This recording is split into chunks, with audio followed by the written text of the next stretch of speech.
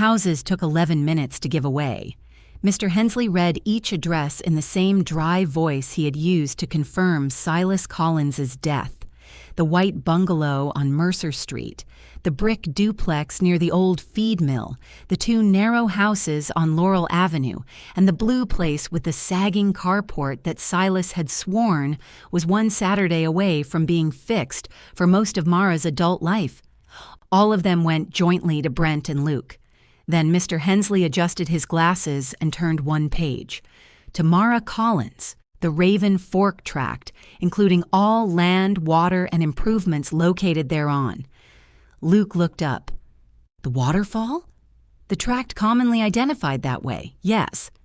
Brent released a breath through his nose. Not quite a laugh, somehow worse.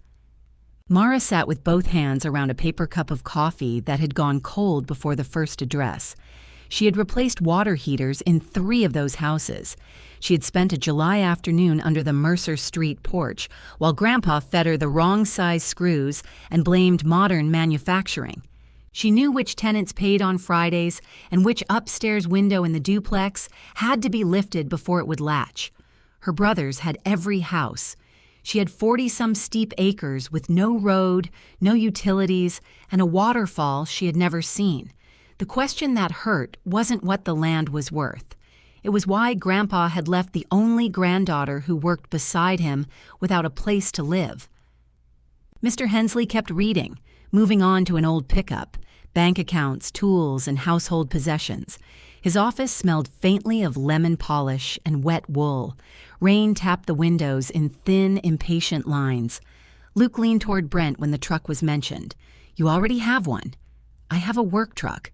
"You sell insurance." "I own rentals now." "Half of rentals." Mr. Hensley stopped until they noticed him. Mara studied the lid of her coffee. The little sipping hole had a brown stain around it, like a mouth that had said too much. Silas had been dead 23 days, long enough for casseroles to stop appearing, long enough for the smell of his aftershave to fade from the collar of the brown coat, still hanging inside his back door. Not long enough for Mara to stop thinking she should call him when a pipe made a noise she couldn't place. Mr. Hensley reached the end and took off his glasses. "There will be ordinary transfer paperwork. The residential parcels have existing leases and expenses. I strongly recommend that you gentlemen review those before making decisions." Brent gave a solemn nod, as if he had been appointed to something. Luke asked, "What expenses? Taxes, insurance, repairs?" "Right, sure, obviously." Mara saw Mr. Hensley look at him for half a second too long. "What's on my tract?" she asked. He put his glasses back on and checked the page. The estate inventory describes timber, a natural water feature, and unspecified improvements. "What kind of improvements? I couldn't tell you." Brent shifted in his chair. "Probably an old deer stand." "Grandpa didn't hunt," Mara said. "He owned a red hat," Luke offered. "That was a gas station hat. I saw him in the woods with it. He was cutting honeysuckle." Luke spread his hands, apparently satisfied that this proved anything could be out there. Mr. Hensley slid a folder toward Mara. It was much thinner than the stack set aside for her brothers. "The access point is off Raven Fork Road. I'm told the approach is on foot and may be in poor condition. Given the rain, I wouldn't go alone." Brent glanced at the folder. "You should see if the county wants it." "They don't buy random waterfalls," Mara said. "Some conservation outfit, then." "She just got it," Luke said. For one hopeful second, Mara thought he was defending her. Then he added, "Let her take a picture first." Mr. Hensley's mouth tightened. The meeting ended with signatures, envelopes, and the awkward choreography of people standing while trying not to acknowledge that a family had just been measured in roofs and acreage. Brent tucked the property files under one arm. Luke tried to take half, nearly dropped them, and let Brent keep carrying all of them. Outside, the rain had strengthened. It silvered the courthouse steps and turned the yellow leaves in the gutter dark as old coins. Mara pulled up the hood of her faded teal work jacket. Brent opened an umbrella large enough for two and positioned it over himself and Luke without seeming to notice what he had done. "Listen," he said, "nobody knew Grandpa was going to divide it this way." Mara looked at the folders under his arm. "He didn't divide it. He gave you two everything with plumbing. The houses have debt and tenants. It's not like he handed us 4 bags of cash, 5 houses. The duplex counts as one property. It has 2 furnaces." Luke pointed at her, smiling. "See? This is why we need you." The smile stayed on his face until he realized neither of them had joined him. Brent lowered his voice. "We're going to need to sit down and work out management. You know the maintenance history. I know the financial side. You sell auto policies. I understand numbers. You called me because your toilet kept running. That was a defective flapper. That was the number I explained to you." Luke snorted. Brent turned on him. "You thought the shutoff valve was decorative. It was painted over."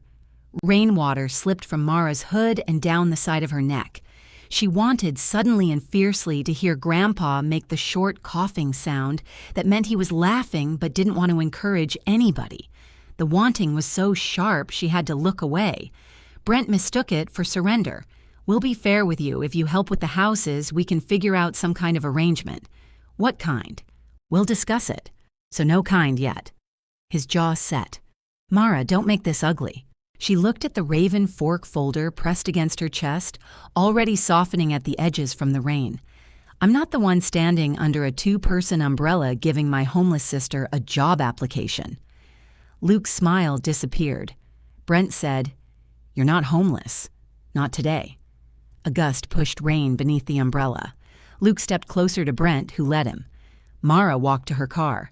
It was a 12-year-old hatchback with a heater that smelled like burned dust and a passenger window that sometimes lowered itself an inch on rough roads. She sat behind the wheel without starting it. Through the rain-streaked windshield, she watched her brothers cross the square toward Brent's polished truck. Luke jogged around to the passenger side. Brent held the property folders inside his coat. Responsible heir, Mara thought. At least he was keeping them dry. By 3 that afternoon, she was kneeling in the motel laundry room with both arms behind a commercial washer, trying to reach a supply valve installed by someone who had apparently hated future generations. The Raven Fork folder sat on top of the dryer. "You planning a vacation?" Dean Pritchard asked from the doorway. Mara's supervisor was 58, built like a filing cabinet, and carried a ring of keys large enough to suggest he managed a medieval dungeon instead of the Blue Heron Motor Lodge. He held 2 foam cups. "I inherited a Waterfall," she said. Dean considered that. "Does it leak?" "Probably. Then you're qualified." He set 1 coffee beside her toolbox. Dean's kindness almost always arrived disguised as something he had accidentally ordered twice. Mara got the wrench around the valve and turned carefully. The metal squealed. "Don't break that," he said. Helpful. "I manage through encouragement. You manage through doorways. The overview is clearer from here." The valve finally moved. The hammering in the pipe eased. Mara sat back on her heels and flexed her fingers. Dean nodded toward the folder. "Good waterfall? I haven't seen it." "You inherited a bad one?" "I don't know what makes a waterfall bad. Location, parking, bodies." She looked at him. "Of water," he said. "Bodies of water. Stop helping." He drank his coffee. His gaze settled on the washer, then traveled up the exposed pipes without really seeing them. Mara recognized the delay.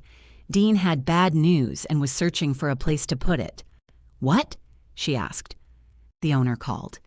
"He discover another wall he wants painted without buying paint. West Wing closes October 31st. Mara's hand stayed on the wrench. The West Wing held 18 rooms, though only 7 were currently rentable without some combination of buckets, extension cords, or apologies. Room 117 was hers. She paid a reduced weekly rate deducted from her check, an arrangement that had begun as a temporary favor 11 months earlier. Dean rubbed 1 thumb over his cup seam. "Heating bill doesn't make sense with occupancy. They're draining the lines and mothballing it before winter." "Okay, your room is in the West Wing. I know where my room is, Dean. I asked about moving you to the second floor. Owner said no more employee rooms. The washer clicked as its metal drum cooled. How long? End of October. That's 5 weeks. 5.5. Luxury. I'm sorry. Mara looked down at the floor drain between her knees. Grandpa had taught her to clean one just like it at the Laurel Avenue house. Hair, soap, one lost earring, a quantity of gray sludge no person should have to see before lunch. He had stood over her shoulder and said, "Every building tells you what it needs. Most folks wait till it starts yelling." The blue heron had been yelling for years. Somehow Mara had still thought it would keep a room for her. Dean nudged the coffee closer with one finger. "You'll keep your job. They're not cutting maintenance. Because the East Wing still has pipes. And because I told them you're doing the work of 2 people. Did you ask them to pay me like one? I was building momentum." She gave him a look. "Not enough momentum," he admitted. After he left, Mara remained on the floor until the cold from the tile came through both knees of her jeans. 5.5 weeks. Her savings might cover a deposit if she found a place cheap enough, but the cheap rentals belonged to people who wanted first month, last month, and proof that life had never surprised you. Her phone buzzed. Luke had sent a photograph of a thermostat. Under it, he had written, "Duplex upstairs says, furnace won't come on. Any ideas?" A second message arrived. Brent says probably pilot light, then a third. Where is pilot light? Mara stared at the screen. The furnace in that unit had electronic ignition. She had helped Grandpa install it 4 winters ago, while Luke spent the weekend at a bourbon festival, and Brent explained by phone that he was too busy during tax season, though it had been November. She typed, "It doesn't have a pilot light." 3 dots appeared immediately. What does it have? She turned the phone face down on the dryer. That evening, after replacing the supply hose and clearing 2 room drains, Mara carried her dinner to 117. The room had 1 double bed, 1 lamp bolted to the nightstand, and curtains patterned with blue herons that looked embarrassed to be there. Her hot plate sat on the dresser beside a toaster and 3 screwdrivers. The closet held her clothes, a folded laundry basket, and the weathered canvas backpack Grandpa used to call her turtle shell, because she wore both straps even when everyone else slung theirs over one shoulder. She ate soup from the pan and opened the Raven fork folder. There was no revelation waiting inside, no personal letter, no explanation. Just the transfer description, a tax map, and several pages of boundaries written in language that made trees sound litigious. She found Raven Fork Road, then the narrow strip marking the approach. The waterfall appeared as a blue interruption near the back of the tract. No road reached it. Mara searched the address on her phone. A few hiking photographs came up, most years old. Water fell over a broad sandstone shelf into a green pool. Every picture had been taken from far below. She enlarged one until the pixels broke apart. There was no house, no power line, no roof, nothing a person could sleep beneath except trees and Kentucky weather. Her phone buzzed again. Luke. Got it working. A moment later, batteries and thermostat. Then, Brent found them. Mara smiled despite herself. It lasted only a second. She looked around room 117, the patched lampshade, the humming mini fridge, the door chain she had installed after the original pulled loose. In 5.5 weeks, none of it would be hers, not even temporarily. She closed the folder. The next morning, rain still fell. By noon, it had eased to mist. Mara worked her shift, changed into dry socks, and drove east on Raven Fork Road with her canvas backpack on the passenger seat. The pavement narrowed, then gave way to patched gravel. Wet branches brushed both sides of the car. At a rusted gate, she found a pull-off nearly hidden by weeds. Beyond it, a trail curved downhill into saturated green woods. Mara put on her backpack and stepped around the gate. She'd gone less than a quarter mile when she found the washout. Brown water threaded through the torn earth. Farther down, the narrow footbridge sat crooked over the creek, one end sagging against the bank. She stopped before the broken approach. Somewhere beyond the trees, hidden by the curve of the land, the waterfall made a low, continuous sound. Not a crash, not thunder. It sounded like machinery running in an empty building, waiting for someone to come find out why. The creek was not especially wide, but it had spent the last 2 days rearranging itself. Water rushed beneath the crooked bridge in a brown, muscular sheet, carrying leaves and small branches against the downstream bank. The near end of the bridge still rested on its stone support. The far end had twisted several inches and dropped low enough that the handrail leaned like a drunk trying to hear a secret. Mara stood at the edge of the washout and studied the planks. The bridge had been built simply. 2 timber stringers, crossboards, a rail on one side, no decorative nonsense. The near footing looked sound. She could not see what remained under the far end without getting closer. She found a dead branch and pushed it into the mud ahead of her. 6 inches down, it met nothing solid. Do that with your foot, and you'll get a better measurement. Mara turned. A woman stood 20 yards up the trail, holding a long-handled shovel across one shoulder. She wore a brown rain shell, canvas work pants, and the expression of someone who had already watched people make every mistake available to them. I was using the branch, so I wouldn't use my foot, Mara said. Good. Sarcasm means you're not in shock. I'm not in shock. Then it means you're from around here. The woman came closer, stopping before the softened edge. She looked past Mara to the bridge, then up at the torn slope. Her gray-streaked hair was tied at the base of her neck, and mud covered her boots nearly to the ankles. You Mara Collins? Mara tightened one backpack strap. Who's asking? Tess Morgan. My place touches the north boundary. She lowered the shovel. I saw your car at the gate. Nobody parks there unless they're lost or related to Silas. Which were you hoping for? Lost people, leave, faster. Tess tested the ground with the shovel handle. She did it without flourish, reading the resistance through her hands. You knew my grandfather, knew of him better than I knew him. He hired me twice to bring gravel down this approach. Paid on time, didn't talk while I worked. Ideal customer. Did he come out here often? He used to. The answer carried a natural stop. Mara waited, but Tess had already crouched to inspect the water channel cutting across the trail. This runoff used to go through a stone drain, Tess said. Now it's going wherever it pleases. That's why your approach disappeared. Mara looked toward the sound beyond the trees. Can we get across? I own it. You're holding the shovel. That is a dangerous amount of legal reasoning. Tess walked along the edge until she found exposed roots and firmer ground. Mara followed. From there, they could see beneath the bridge. The far stringer had slipped from a shallow stone seat, but did not appear broken. One diagonal brace dangled in the current. Storm moved the bank, Mara said.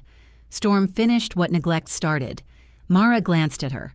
Tess did not soften it. Your grandfather stopped keeping this trail years ago. Wood doesn't care why. She unwound a length of bright cord from her coat pocket, tied it to a rock, and tossed the rock across the creek. It landed short. Her second throw reached the far bank. Hold that, she said. Mara took the line. Tess used it to gauge the bridge's twist from several angles, then had Mara pull while she watched the far end move. Stringers may be usable, Tess said. Planks aren't all bad. Footing needs to be rebuilt and pinned before I'd trust it. I don't have equipment down here. Neither did whoever built it. Mara looked at the stone seats. They were fitted from flat pieces of local sandstone, patiently stacked. Grandpa. Probably. He made things heavier than they needed to be. He trusted gravity. Gravity's reliable. Not friendly, but reliable. Tess reclaimed the cord and coiled it. Don't cross today. I could stay on the upstream rail and keep my weight over the stringer. You could. Then I could spend my afternoon explaining your choices to an ambulance crew at a locked gate. I'm not asking you to. No, you're making yourself a problem for free.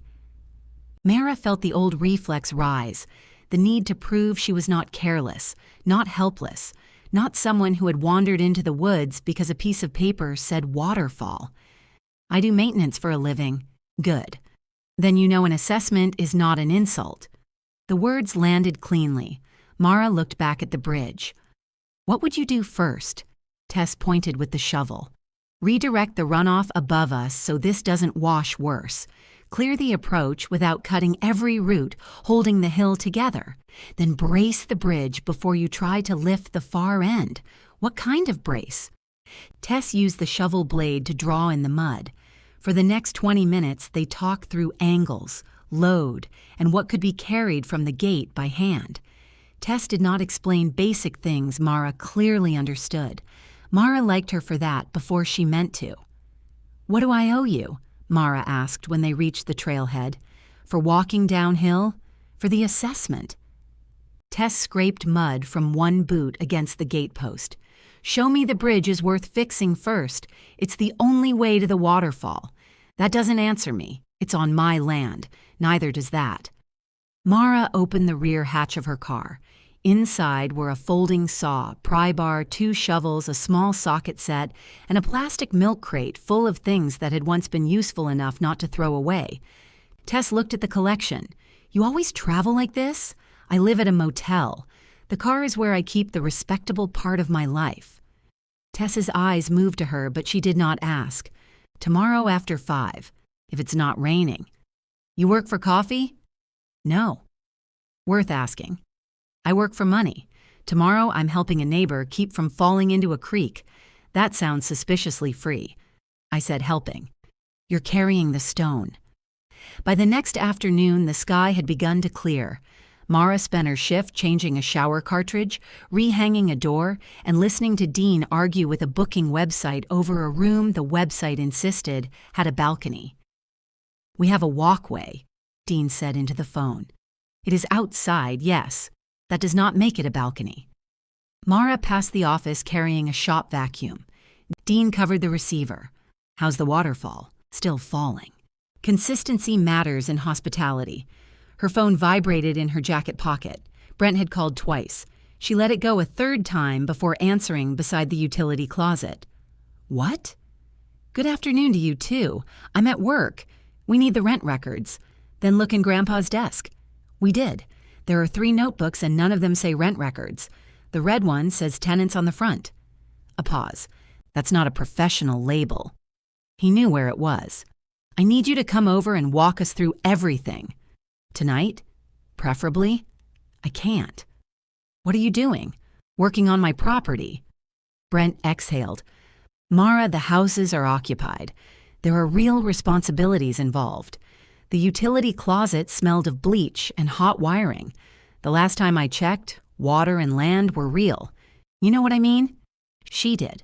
That was the problem. "Red notebook," she said. "Top drawer on the left. We should schedule a family meeting. You schedule it. I'll tell you whether I'm coming." She ended the call before he could answer. At 5:10, Tess was waiting at the gate with 2 lengths of salvaged timber strapped to a small handcart. She looked at Mara's motel uniform shirt beneath the teal jacket and said, "You change fast." "I didn't." "You plan to carry rock in that?" "The name tag makes me aerodynamic." They cleared the old drainage route first. Beneath roots and silt, Mara found a narrow channel lined with flat stone. Water began to move through it as soon as they opened the lower end, hesitant at first, then with purpose. Tess watched the muddy stream shift away from the trail. There. One problem has agreed to become somebody else's problem. Where does it go? Into the creek. So still my problem. You'll do well in property ownership. They worked until the light thinned. Tess showed Mara where to place the temporary brace, then let her fit it. When Mara chose a better seating angle, Tess merely nodded and held the timber steady. The next evening, they hauled stone. The evening after that, they reset the far support using a rope, a hand winch anchored to a mature tree, and language that grew less respectful each time the bridge moved an inch and settled back half an inch. Luke sent a picture of a kitchen faucet dripping into a stainless steel sink. Mara replied with the brand and replacement cartridge number. He wrote, "Can't you just come by?" She looked at her scraped knuckles, then at the bridge suspended under tension over fast water. "You own that one," she typed. He did not respond. By the fourth evening, the bridge sat level again. Tess replaced the failed diagonal brace while Mara checked every plank with a hammer and awl. 3 had rot deep enough to condemn. Mara cut replacements from salvaged white oak Tess had stored behind her shed, paying for the lumber despite Tess's first refusal. "This is still temporary," Tess said after they tightened the final bolt. "Safe for one person on foot if the creek stays down. Not safe for groups, carts, or your ego. My ego doesn't hike. Everybody's ego hikes. Most of them wear brand new boots." Mara stepped onto the near end. The bridge gave a small wooden complaint, then held. She moved slowly, placing each caramel boot above a stringer. At the far bank, she turned. Tess stood with both hands in her coat pockets. "Tomorrow," she said. "Give the footing time to settle. I'm already across, and that is why instructions have more than one word."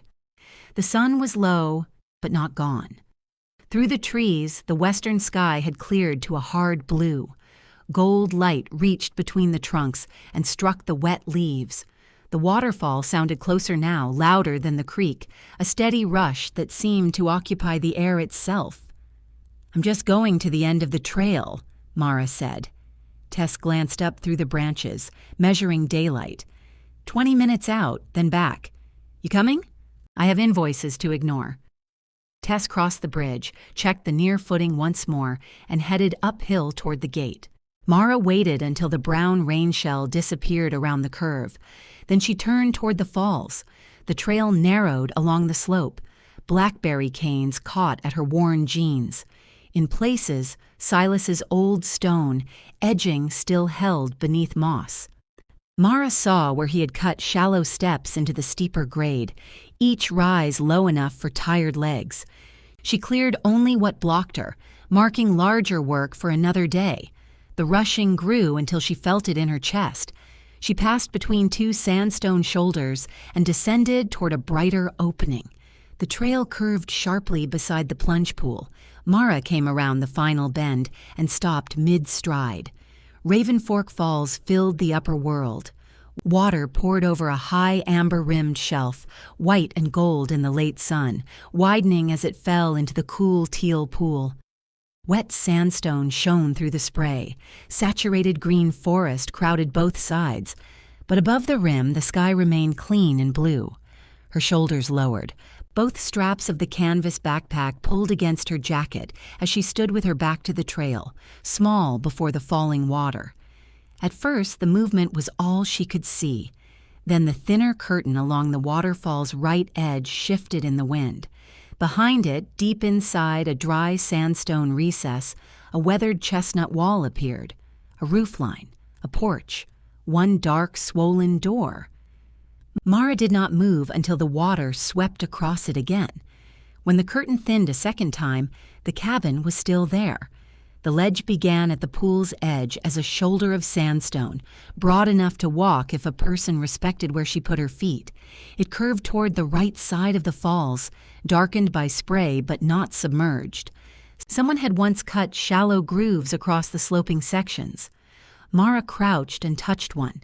The edges had softened with age, yet the tool marks remained, parallel, slightly uneven, deeper on the left because Silas had always struck harder from that side. "Grandpa," she said. Though the water swallowed the word, she checked the time. 11 minutes had passed since Tess left. That allowed 9 to reach the cabin, inspect nothing, and turn around with the discipline of a person Mara had never been when an unanswered mechanical question stood in front of her. She tightened both backpack straps and stepped onto the ledge. Mist chilled her face. The nearer she came to the falling water, the more the sound lost any resemblance to sound. It became pressure, a vibration inside her ribs and teeth. The ledge stayed broad with the sandstone wall close on her right. At the thinnest edge of the waterfall, wind pushed part of the curtain outward and scattered it across her jacket in cold beads. Then she passed behind it. The world changed in one step. Water still thundered a few feet to her left, bright as hammered metal in the lowering sun. But the deep overhang held a dry pocket against the cliff. The recess was wider than it had looked from the trail. Sandstone arched overhead in layered bands of rust, ochre, and smoke gray. The cabin sat far enough back that only blown mist reached its porch. It was not a hunting shack. The one-room structure had squared chestnut logs darkened almost black at the base. A narrow porch ran along the front. One post leaned, though the roofline remained surprisingly straight. Moss had taken the lower steps. The single window was cloudy with dirt, and one shutter hung from its bottom hinge. Mara placed a boot on the first porch board and pressed. It flexed. She moved her weight back. Assessment, she reminded herself. The door had a simple iron latch and no padlock. She lifted it and pushed. Nothing. She leaned harder, listening through the roar outside for the crack of failing wood. The door moved perhaps 1/8 of an inch and stopped against its swollen frame. Through the window, she could make out a narrow bunk, a table, and a rusted black stove. Shelves lined one wall. A few tin cups hung from pegs, each at a slightly different angle. Nothing inside suggested anyone had been there recently. A small metal pipe emerged from beneath the rear corner of the cabin and disappeared along the sandstone wall.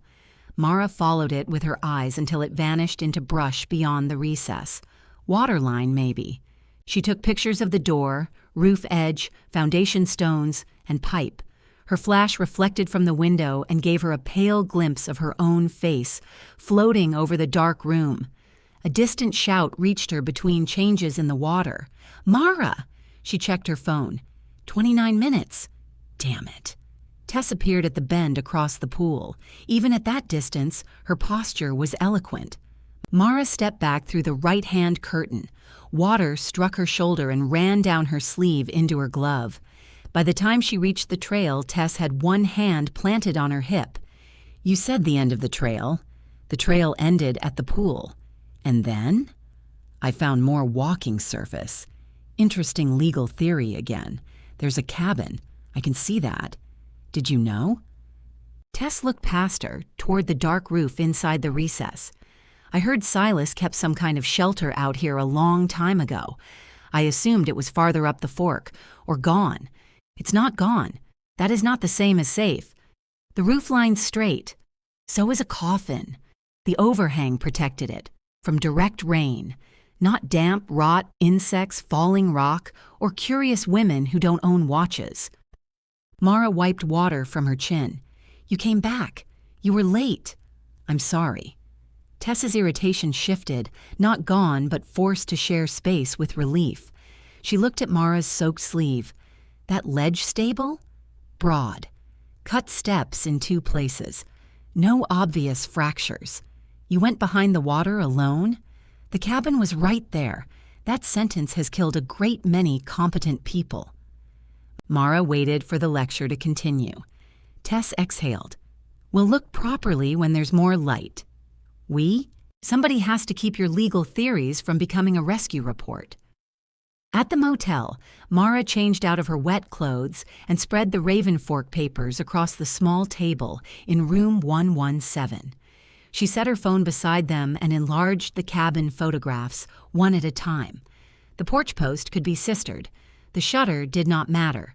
The lower courses worried her, especially on the cliffside where the ground appeared to stay damp.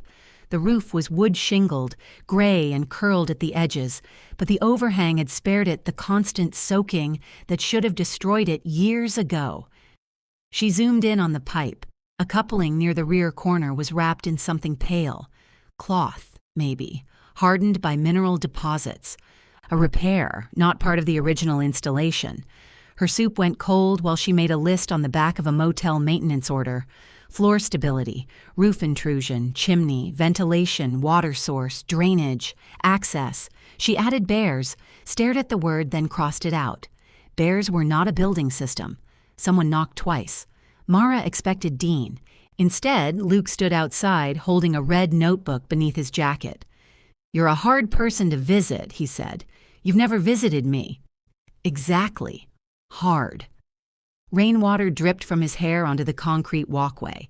He glanced past her into the room, and for once he had no joke ready.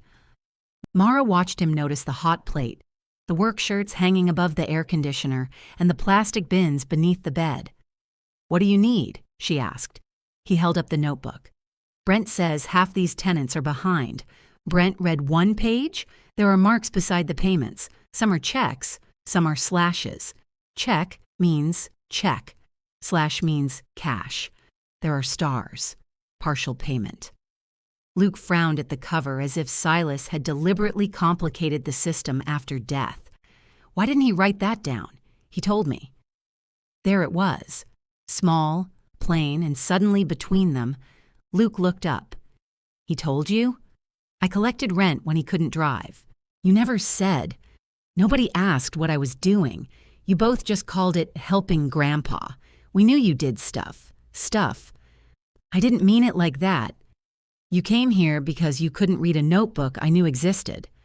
Luke rubbed the wet cover with his thumb. We're learning. Then learn. His eyes moved to the papers behind her. What's that? Raven Fork. Did you go? Yes. Anything out there? Mara could have told him. She could have watched his expression change, measured whether a cabin made the property real enough for him to respect. Instead, she remembered his picture-first comment and the way Brent had said, real responsibilities. Work, she said. Luke gave a thin smile. Well, congratulations. Grandpa left everybody work. He turned to go, then stopped. Brent thinks you're mad at us. Brent notices a lot when it affects Brent. I didn't write the will. No, you just laughed at it. His shoulders tightened. He walked away without answering. Mara closed the door and looked at the room through the gap before the latch caught. Luke's surprise had embarrassed her more than his pity would have. He had never wondered where she lived. Neither had Brent. She had made it easy for them by arriving when called, carrying the right tools, and leaving before anyone had to ask where she was going. The next morning brought clear, cold air and sunlight sharp enough to show every flaw in the blue heron's exterior paint. Mara's day off began at 6, with Dean knocking on 117 because the ice machine had flooded the vending alcove. By 8, she had unclogged its drain and received $9 worth of gratitude in the form of breakfast from the motel lobby. At 9, Tess arrived at Raven Fork with a hard hat for Mara, a coil of rope, 2 pry bars, and a canvas tool roll. You bringing the cabin home? Mara asked. I considered bringing common sense, but the cart was already full. They crossed the bridge one at a time. The reset footing had held overnight. Farther along, Tess examined the trail with quick glances that seemed casual until she pointed out every unstable edge Mara had marked. At the plunge pool, the falls shone white in full daylight. The recess behind the right edge looked darker now, more ordinary, which somehow made the cabin stranger. Tess went first across the ledge, testing the stone and the cut steps. She paused behind the curtain to inspect the overhang. Natural fractures run back from the lip, she said. Nothing fresh that I can see. Ledge is better than the bridge. On the porch, they moved separately. Tess tested boards while Mara examined the foundation. Flat stones supported the cabin above the recess floor.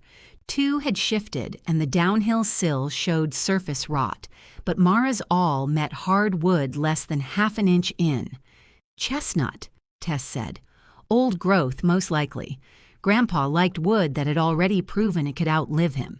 Cheerful man. You would have gotten along. The door's hinge pins were accessible from outside. Rather than force the swollen latch side and split the jamb, Mara drove the pins upward while Tess supported the door with a pry bar. They eased it free and leaned it against the wall. Dry, cold air came from the room, carrying the smells of iron, old wood, mouse nests, and stone. Tess shone her flashlight across the floor. Nobody steps in until we check from here. Mara probed each reachable board.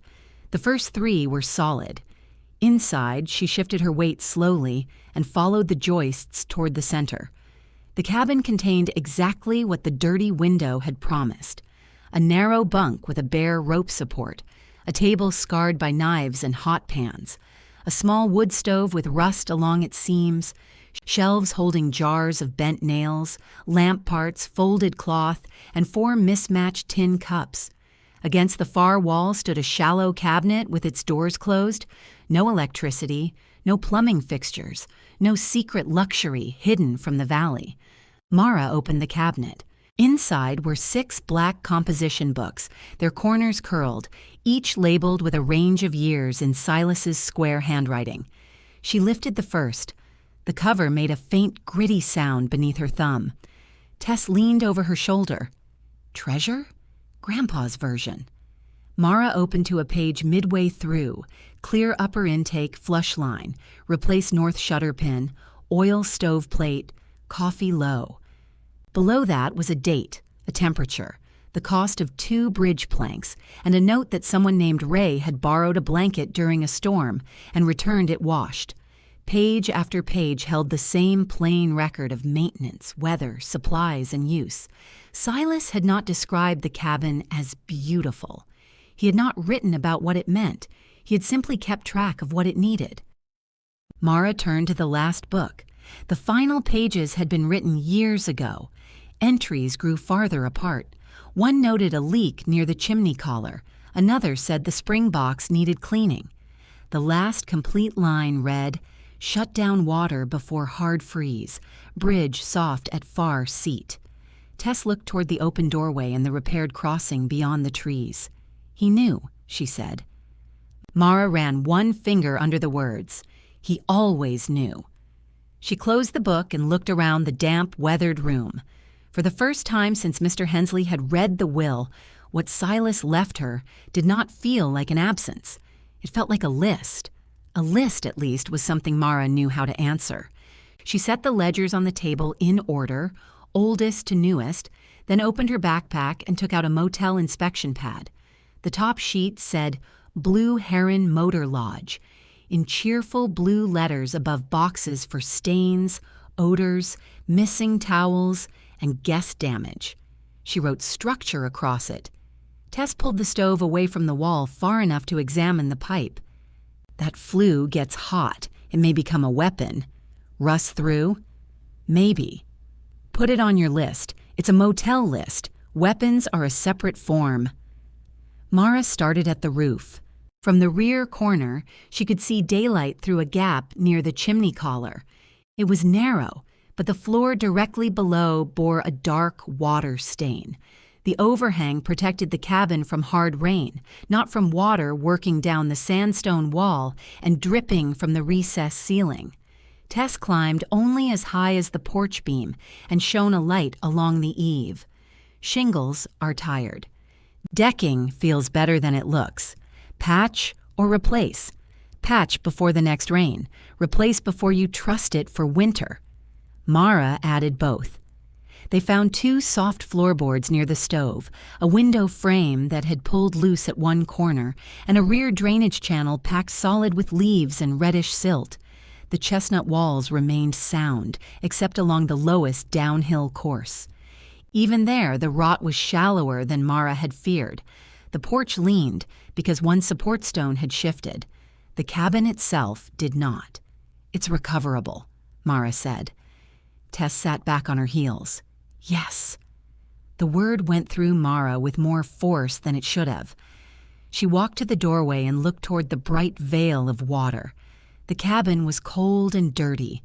It had no working stove, no confirmed water, no power, and no bathroom. Still, for one dangerous second, she saw her boots beneath the bunk and her coffee cup on the table. How recoverable? That question always means how cheap. It means how fast. Tess looked at her. Why? Mara tested the loose window frame with one finger. "The motel's closing my wing at the end of October. Closing your room or closing the wing?" "Both." "And you were planning to mention this when?" "When it became relevant. You inherited a cabin and immediately crossed a broken bridge in the rain. It was relevant before I knew your last name. I wasn't planning to live here before I knew it existed. Are you planning to now?" Mara looked around.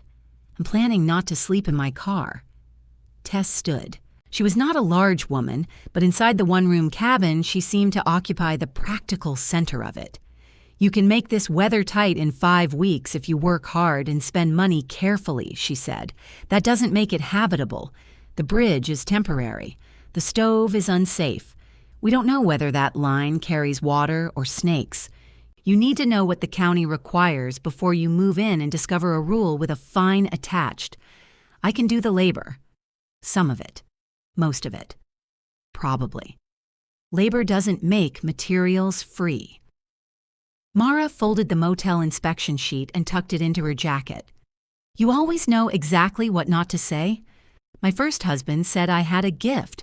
What did your second husband say? There wasn't one. I respect data. They spent the rest of the morning tracing the metal line from the rear of the cabin. It followed the sandstone wall, held in places by squared brackets driven into natural seams. 20 feet beyond the recess, it connected to black plastic pipe half buried beneath leaves. Mineral deposits coated one coupling. Farther uphill, the line disappeared under a slope thick with mountain laurel. Silas's ledger offered directions in 6 words. Upper intake, North Fork, above Split Beach. Finding the Split Beach took 40 minutes. It stood beyond a shallow side channel above the main falls, one trunk divided cleanly into 2 gray arms. Beneath it, under roots and stones, Mara found the remains of a spring box. It was not much more than a covered stone catchment built where clear water seeped from the hillside. The wood lid had collapsed. Leaves, silt, and roots filled the basin, and the pipe connection lay buried somewhere beneath them. Tess crouched beside it. This feeds the cabin, not the falls. Gravity all the way down. If the line isn't split, the ledgers mention replacing sections. The ledgers also stopped years ago. Mara pushed a branch through the muck. Water welled around it, cold and clear below the brown surface. Source is still active, she said. Source is still wet. We're not calling it drinkable because it looks wholesome in the woods. I know. I'm saying it now so I don't have to slap a tin cup out of your hand later. Mara withdrew the branch. Add water testing. Your list getting longer? It's becoming a lifestyle. By the time they returned to the cabin, the sun had moved past the recess. Mara closed the ledgers inside the cabinet and lifted them onto the highest shelf, away from the floor. She wanted to take them with her, but stopped. They belong here, she said. Books don't know where they belong. I do. Tess helped her hang the door on its hinges again. Mara planed the swollen edge with a block plane from the tool roll until the latch worked. It took nearly an hour for a change, so small nobody else would notice. She opened the door, closed it, opened it again. Tess pretended to inspect the shutter. On Monday, Mara went to the county office during her lunch break with damp hair from a motel shower repair and a splinter beneath her thumbnail. The woman at the counter listened while Mara described the cabin, the foot access, the spring system, and her hope of living there. The woman's nameplate read, Meredith Dale. She wore red-framed glasses and had the steady patience of someone accustomed to people beginning with, I don't see why I need a permit. Is there an existing septic system? Meredith asked. Not that I've found. Electric service? No. Vehicle access? Foot trail. Meredith tilted her head. You're making this difficult on purpose. My grandfather started it. Well, that's what grandfathers are for. She pulled 3 forms from different drawers. There would need to be a site visit before Mara could use the cabin as a regular dwelling. Any sanitation system had to be approved for the soil and distance from the water. The spring could not be represented as potable without treatment and testing. Limited seasonal guest use involved another application, insurance requirements, and safe emergency access. Mara looked at the fee printed at the bottom of the first form. Does the paper come with a bathroom? Not at that price. What if I just repair the structure? Stabilization and like-for-like repairs are simpler. Changing use is where everybody gets interested. It was used as a shelter. Can you document that? I have maintenance ledgers. That may help establish history. It doesn't turn an old shelter into a current residence. Meredith marked the number of the planning desk on a sticky note. Start with making it safe. Don't install anything permanent until you know what's allowed, and please don't tell me you already moved in. I haven't. Good. People usually lie later in the conversation. Mara returned to the motel with a packet thick enough to make Mr. Hensley's Raven Fork folder look optimistic. Dean was standing beside a stack of flattened cardboard boxes in the West Wing breezeway. Owner sent these, he said. For repairs? For clearing rooms. He wants the furniture inventoried. Mara took one box. That's fast. He likes speed when other people carry things. Room 114 had a broken television. Room 115 had a mattress with a stain nobody wanted to classify. Mara and Dean labeled lamps, unplugged mini fridges, and stacked linens on carts. When they reached 117, Dean stopped. We can do yours last. It's a room. It's your room. Until it isn't. She carried the boxes inside and folded one open. The scraping sound of cardboard seemed unnecessarily loud. Her phone rang from the dresser. Brent. She let it ring while she placed 3 books, a spare belt, and winter gloves into the box. He called again. What? She said. Luke told me you went to Raven Fork. Luke tells you everything? Eventually and inaccurately? I went. And? There's work. He said that's what you said. Then for once, he was accurate. Brent paused. You know we need your help with the houses. You need information. I told you where the records are. It's not just records. Mercer Street has water in the basement. Did it rain? I'm serious. So am I. Check the downspout on the northwest corner. Grandpa had a temporary extension there. Why temporary? Because he kept asking you to bring the solid pipe from your garage. Silence. Mara remembered the pipe. 10 feet of white PVC Brent had bought for a home project and never used. Silas had asked for it at least 3 times. I might still have it, Brent said. Then you've solved one problem. I don't appreciate the attitude. I don't appreciate giving free maintenance support to people who inherited the maintenance income. We said we'd work out compensation. Work it out. Then call. She ended the call and returned to the box. Dean stood in the doorway holding 2 table lamps. I only heard the part where you won. I didn't win. No, I inherited more broken things. He considered that. You do seem to collect them. After her shift, Mara spent $87 at the hardware store. Roofing membrane, flashing fasteners, pipe couplings, work gloves, a roll of heavy plastic, and 2 new saw blades filled 1 cart and exhausted nearly a quarter of the money she had allowed for the first week. She removed a lantern from the cart before paying, then she put it back. For 4 evenings, she went to Raven Fork after work. Tess joined her twice, charging an hourly rate low enough that Mara argued and high enough that Tess won. They patched the chimney collar before another rain could enter. Mara cleared the rear drainage channel, reset the porch support, and replaced the 2 soft floorboards with seasoned oak. Each night she returned to 117 with sandstone grit in her cuffs and another object packed into a box.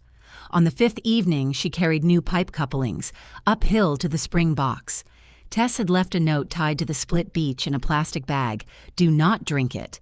Underneath, in smaller writing, this means you. Mara cleaned the stone catchment until clear water gathered over the outlet. She cut away a cracked section of pipe, fitted the coupling, and flushed the line. At first, nothing happened. She waited. The sun dropped lower. Her knees chilled against the ground. Far below, behind the right edge of the falls, something coughed inside the cabin. Mara scrambled down the trail, crossed the ledge, and ducked through the water curtain. A rusted valve protruded from the wall above a shallow stone basin. Air hissed from it. Then a stream no thicker than string spat out, brown for 3 seconds, cloudy for 5, and finally clear. It struck the basin with the smallest possible sound beneath the waterfall's roar. Mara put her hand under it. The water was so cold it hurt. She laughed anyway. She kept her hand beneath the stream until her fingers went numb. Then the water turned cloudy again. Mara pulled back. A pulse of air came through the valve, followed by a spit of grit, and something that might have been the remains of a beetle. "Still not drinking it," she said. The stream strengthened to the width of a pencil. Somewhere behind the wall, the old pipe ticked as its temperature changed. Mara followed the line to the rear corner and heard a faint spray beneath the floor. Of course. She shut the valve, ran outside, and found water bubbling from the mineral-crusted coupling she had photographed. The old wrapping around it had softened into gray strips. When she touched one, it came apart between her fingers. She laughed again, less joyfully.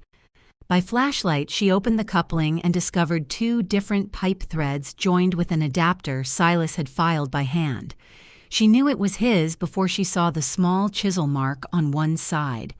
He marked difficult fittings so he would remember which direction he had forced them. Mara sat back against the sandstone wall. "Why would you do this?"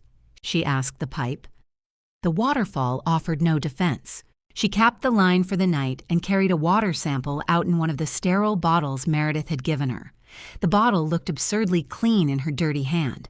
At the bridge, she held it to the last light and watched tiny particles drift through the water. Recoverable was turning out to be a word with expensive habits. Tess arrived the next morning with breakfast biscuits, a pipe thread gauge, and a man named Ray Dobbins who had to be close to 70, but came down the trail with the impatient stride of someone offended by handrails. "You invited company?" Mara asked. "You mentioned a Ray in the ledger," Tess said. "There are 4 Ray Dobbinses in the valley. This is the one who returns blankets." Ray stopped. "That was private. It was recorded for history. I spilled coffee on it. There was no heroism.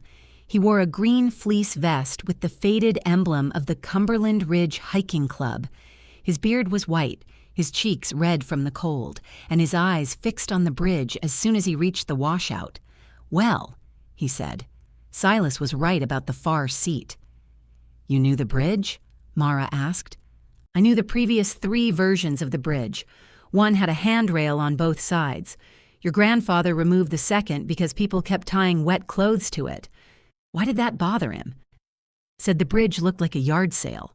Ray crossed carefully, pausing at the center to bounce once on his heels. Tess pointed at him. "Do that again, and I'll charge you for the rescue. I'm evaluating workmanship. You're evaluating my patience." At the final bend, Ray stopped in almost the same place Mara had. The waterfall was thinner than it had been after the rain, but it still filled the air with motion. The cabin appeared and disappeared behind the shifting right edge. Ray took off his cap. Mara watched his expression change. Not amazement, recognition. "I thought the roof would be down," he said. "You haven't been back?" Upper Trail closed after the big slide. Club stopped routing hikes through here.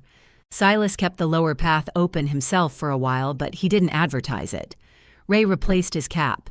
"Last time I came, my knees were younger and my judgment was worse. That cabin was a hiker's refuge? Refuge is a generous word. It was dry and there was coffee if nobody had used the last of it. Grandpa let strangers stay there? Not exactly stay. Wait out weather, warm up, dry your socks. If somebody got caught late, there was a bunk." Mara glanced at Tess. 1 bunk. "Floor held several," Ray said. "Nobody slept well. That wasn't the promise." They passed behind the right edge of the water. Ray walked through the recess slowly, taking in the repaired door and patched chimney collar. Inside, he touched the table with 2 fingers. "Silas made this. It looks older than he was," Mara said. "Rebuilt it from an earlier shelter. The chestnut came from a barn that fell on Asa Pike's place. 6 men helped haul the logs. 5 of them claimed afterward they'd done all the work. Which one was Grandpa? The one who didn't claim anything?" Ray found the tin cups on the pegs and lifted the dented blue one. "This used to be mine. You want it back? After 50 years? No. We've grown apart." Tess handed Mara the thread gauge. "Before this turns into a museum tour." They removed the bad adapter. Ray held the flashlight and supplied commentary of no practical value while Mara chased the damaged threads and fitted a proper reducer. "Silas would have repaired that old piece," Ray said. He did repair it. I mean again. That's how we got here. Ray accepted the correction with a small nod. When Mara reopened the line, water reached the cabin without leaking beneath the floor. It ran brown, then clear, striking the stone basin in a steady stream. Ray watched it for a long moment. Used to leave a coffee can by the trail, he said. People put in $1 or whatever they had. Covered beans, lamp oil, bridge nails. Silas complained it never covered anything. Did he charge? No, that would have required him to speak to people. Tess laughed from the porch. Mara filled another sample bottle. Why did he stop coming? Ray's face settled. After Ruth died, he kept the place going maybe 2 years, less each season. Then one spring, he shut the water down and didn't reopen it. He looked toward the cabinet where the ledgers sat.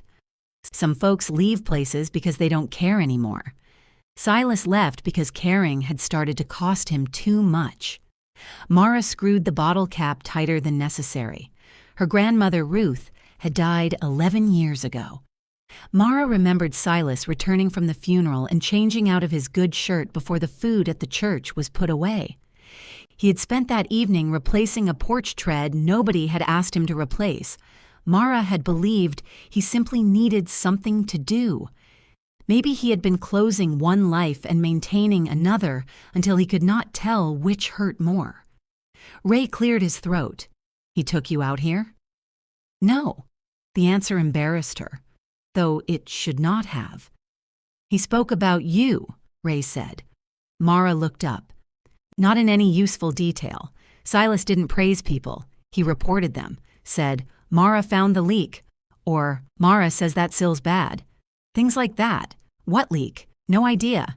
She wanted more. A full sentence, a date, some proof that Silas had spoken her name with warmth after she left the room. Ray had already turned to examine the stove. The hunger annoyed her. What do you think this needs? She asked. Ray looked at Tess. She's the contractor. What do you remember it needing? Coffee, mostly. He crouched beside the stove and ran one finger along the rusted seam. And this replaced before anybody lights it. It smoked even when it was good. The three of them spent the morning clearing the old spring box and protecting it with a temporary fitted cover. Tess showed Mara how to divert surface runoff away from the seep without changing the source.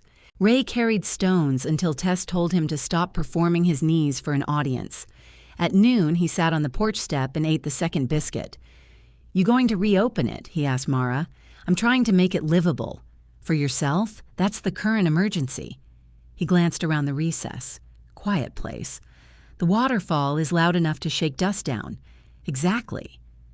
Before leaving, Ray wrote his phone number on the back of Mara's motel inspection sheet. He offered to speak to the hiking club about volunteers for the trail. No volunteers yet, Tess said before Mara could answer. Bridge isn't rated. Site isn't insured. Nobody goes inviting 12 enthusiastic retirees to carry lumber across it. 6, Ray said. The other 6 only supervise. Mara folded the number into her pocket. A group of volunteers sounded like free labor. It also sounded like 12 ways to become responsible for someone else's ankle. Later, she said. Ray nodded. Silas would have said no, too. I didn't say no. He did usually while unlocking the door. The water test cost $45. A replacement stove cost more than Mara's remaining repair budget. A basic treatment setup cost enough that she stared at the estimate on her phone until the numbers lost meaning. She made a new list in room 117. Must before occupancy. Must before freeze. Can survive looking terrible. The third category was the longest and most comforting. Her boxes multiplied along the wall. Dean found room in the locked linen storage for 2 of them and called it a temporary inventory irregularity. Mara packed the hot plate last in her mind, though it remained on the dresser. Brent scheduled the family meeting for Sunday afternoon by sending her a calendar invitation. Mara declined it. He sent another. She declined that one too. Luke finally texted, "Just come." He's making spreadsheets.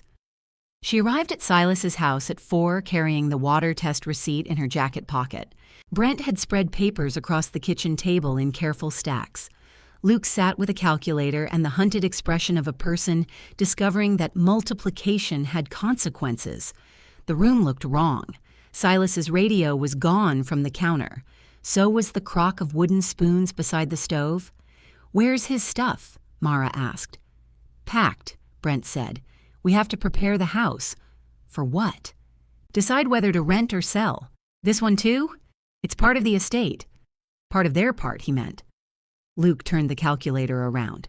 "Do you know what roofs cost?" "Yes. All 5 need work. 3 needed work last year." Brent looked at her. "You knew?" "So did Grandpa. He was scheduling them." "With what money?" "Rent. There isn't as much cash as you seem to think. I never said there was." Brent tapped the spreadsheet. Insurance, taxes, heating repairs, roof estimates, and late rents filled the page. The houses had not become worthless, but neither had they arranged themselves into passive income. "We can pay you $20 an hour for approved maintenance," he said. "Receipts required. No mileage." Mara almost laughed. "The motel pays me more than that. It's family work. It's rental work. We're offering you money. You're offering less than market because you know I know the buildings." Luke rubbed his forehead. "Can we not make every sentence a fight?" Mara looked at him. "You could make one of them an apology." He lowered his hand. Brent pushed the spreadsheet toward her. "What exactly are you doing at Raven Fork that matters more than this?" "Repairing the cabin." Both brothers went still.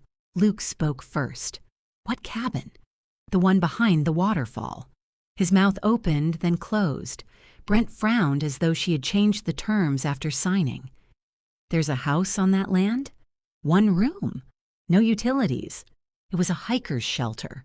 "And you didn't tell us?" Mara heard the offense in his voice and understood something almost funny. He believed family information naturally flowed toward him. "I'm telling you now." "What's it worth?" Luke asked. "Work," Mara said. Brent leaned back. "That isn't an answer. It's the only one I have. You should have it appraised before you sink money into it. I don't need to know what somebody else would pay. I need to know if I can live there." Luke looked toward the hall where packed boxes lined the wall. "You're serious? My motel room closes in 3 weeks." Neither brother spoke. The silence was worse than surprise. It was calculation trying to disguise itself as concern. Brent's voice softened. "Mara, you can't live behind a waterfall." She met his eyes. "You thought I could live with no house at all." Luke flinched. Mara left before Brent found an answer. On the front porch, Luke caught up with her. He held Silas's red gas station cap by the brim. "I pulled this out of the donation box," he said. "Figured you'd know why he kept it." Mara took the hat. The fabric was faded, almost pink, and one side still carried a dark line of old sweat. "It was free with 10 gallons, she said. Luke shoved his hands into his pockets. "Right." He looked as if he wanted to say something else. He did not. This time, Mara did not make it easier for him. Luke remained on the porch after she reached her car. In the mirror, Mara saw him pick up one of the flattened boxes beside the front door. He stood there holding it without carrying it anywhere, as if he had forgotten what the box was for. She put Silas's cap on the passenger seat and drove away. The water test results arrived by email the next morning. Present. Total coliform. Mara read the line 3 times in the Blue Heron's boiler room, while a circulation pump rattled beside her. E. coli was absent, which Meredith later described as good news with a smaller hat than you'd like. The spring had to be protected from surface runoff, flushed, treated, and tested again. Until then, it was not potable. Mara forwarded the results to Tess. Tess replied, surprised face. A second message followed. This is why I write notes. They met after work at the spring box. Tess had already removed the temporary cover and was studying the surrounding slope. Water is crossing here during rain, Mara said, and carrying everything uphill has dropped. Leaves, dirt, animal waste. Things with smaller business cards. They dug a diversion channel on the uphill side and reset stones around the catchment. Mara built a fitted lid from white oak offcuts and sealed the joints without trapping moisture against the wood. They flushed the line again, then measured the flow at the cabin. "Just under a gallon a minute," Mara said. "Enough for careful use, not enough for careless guests." Tess looked at her. "Guests?" "Eventually. That word has permits attached." "I know." Mara had begun to understand that every future tense came with paperwork. Meredith visited the tract 2 days later wearing rubber boots and carrying a clipboard inside a plastic sleeve. She crossed the temporary bridge without complaint, paused at the final bend, and forgot to write for nearly 10 seconds. "Well," she said, "that's inconveniently beautiful." At the cabin, she inspected the spring outlet, measured distances from the water, and asked questions Mara could answer only by opening Silas's ledgers. The site's steepness limited conventional sanitation options. Soil testing would determine what, if anything, could be approved away from the pool and watercourses. A contained system might support limited seasonal use, but regular dwelling approval would take longer than Mara's 3 remaining weeks at the motel. "How much longer?" Mara asked. Meredith capped her pen.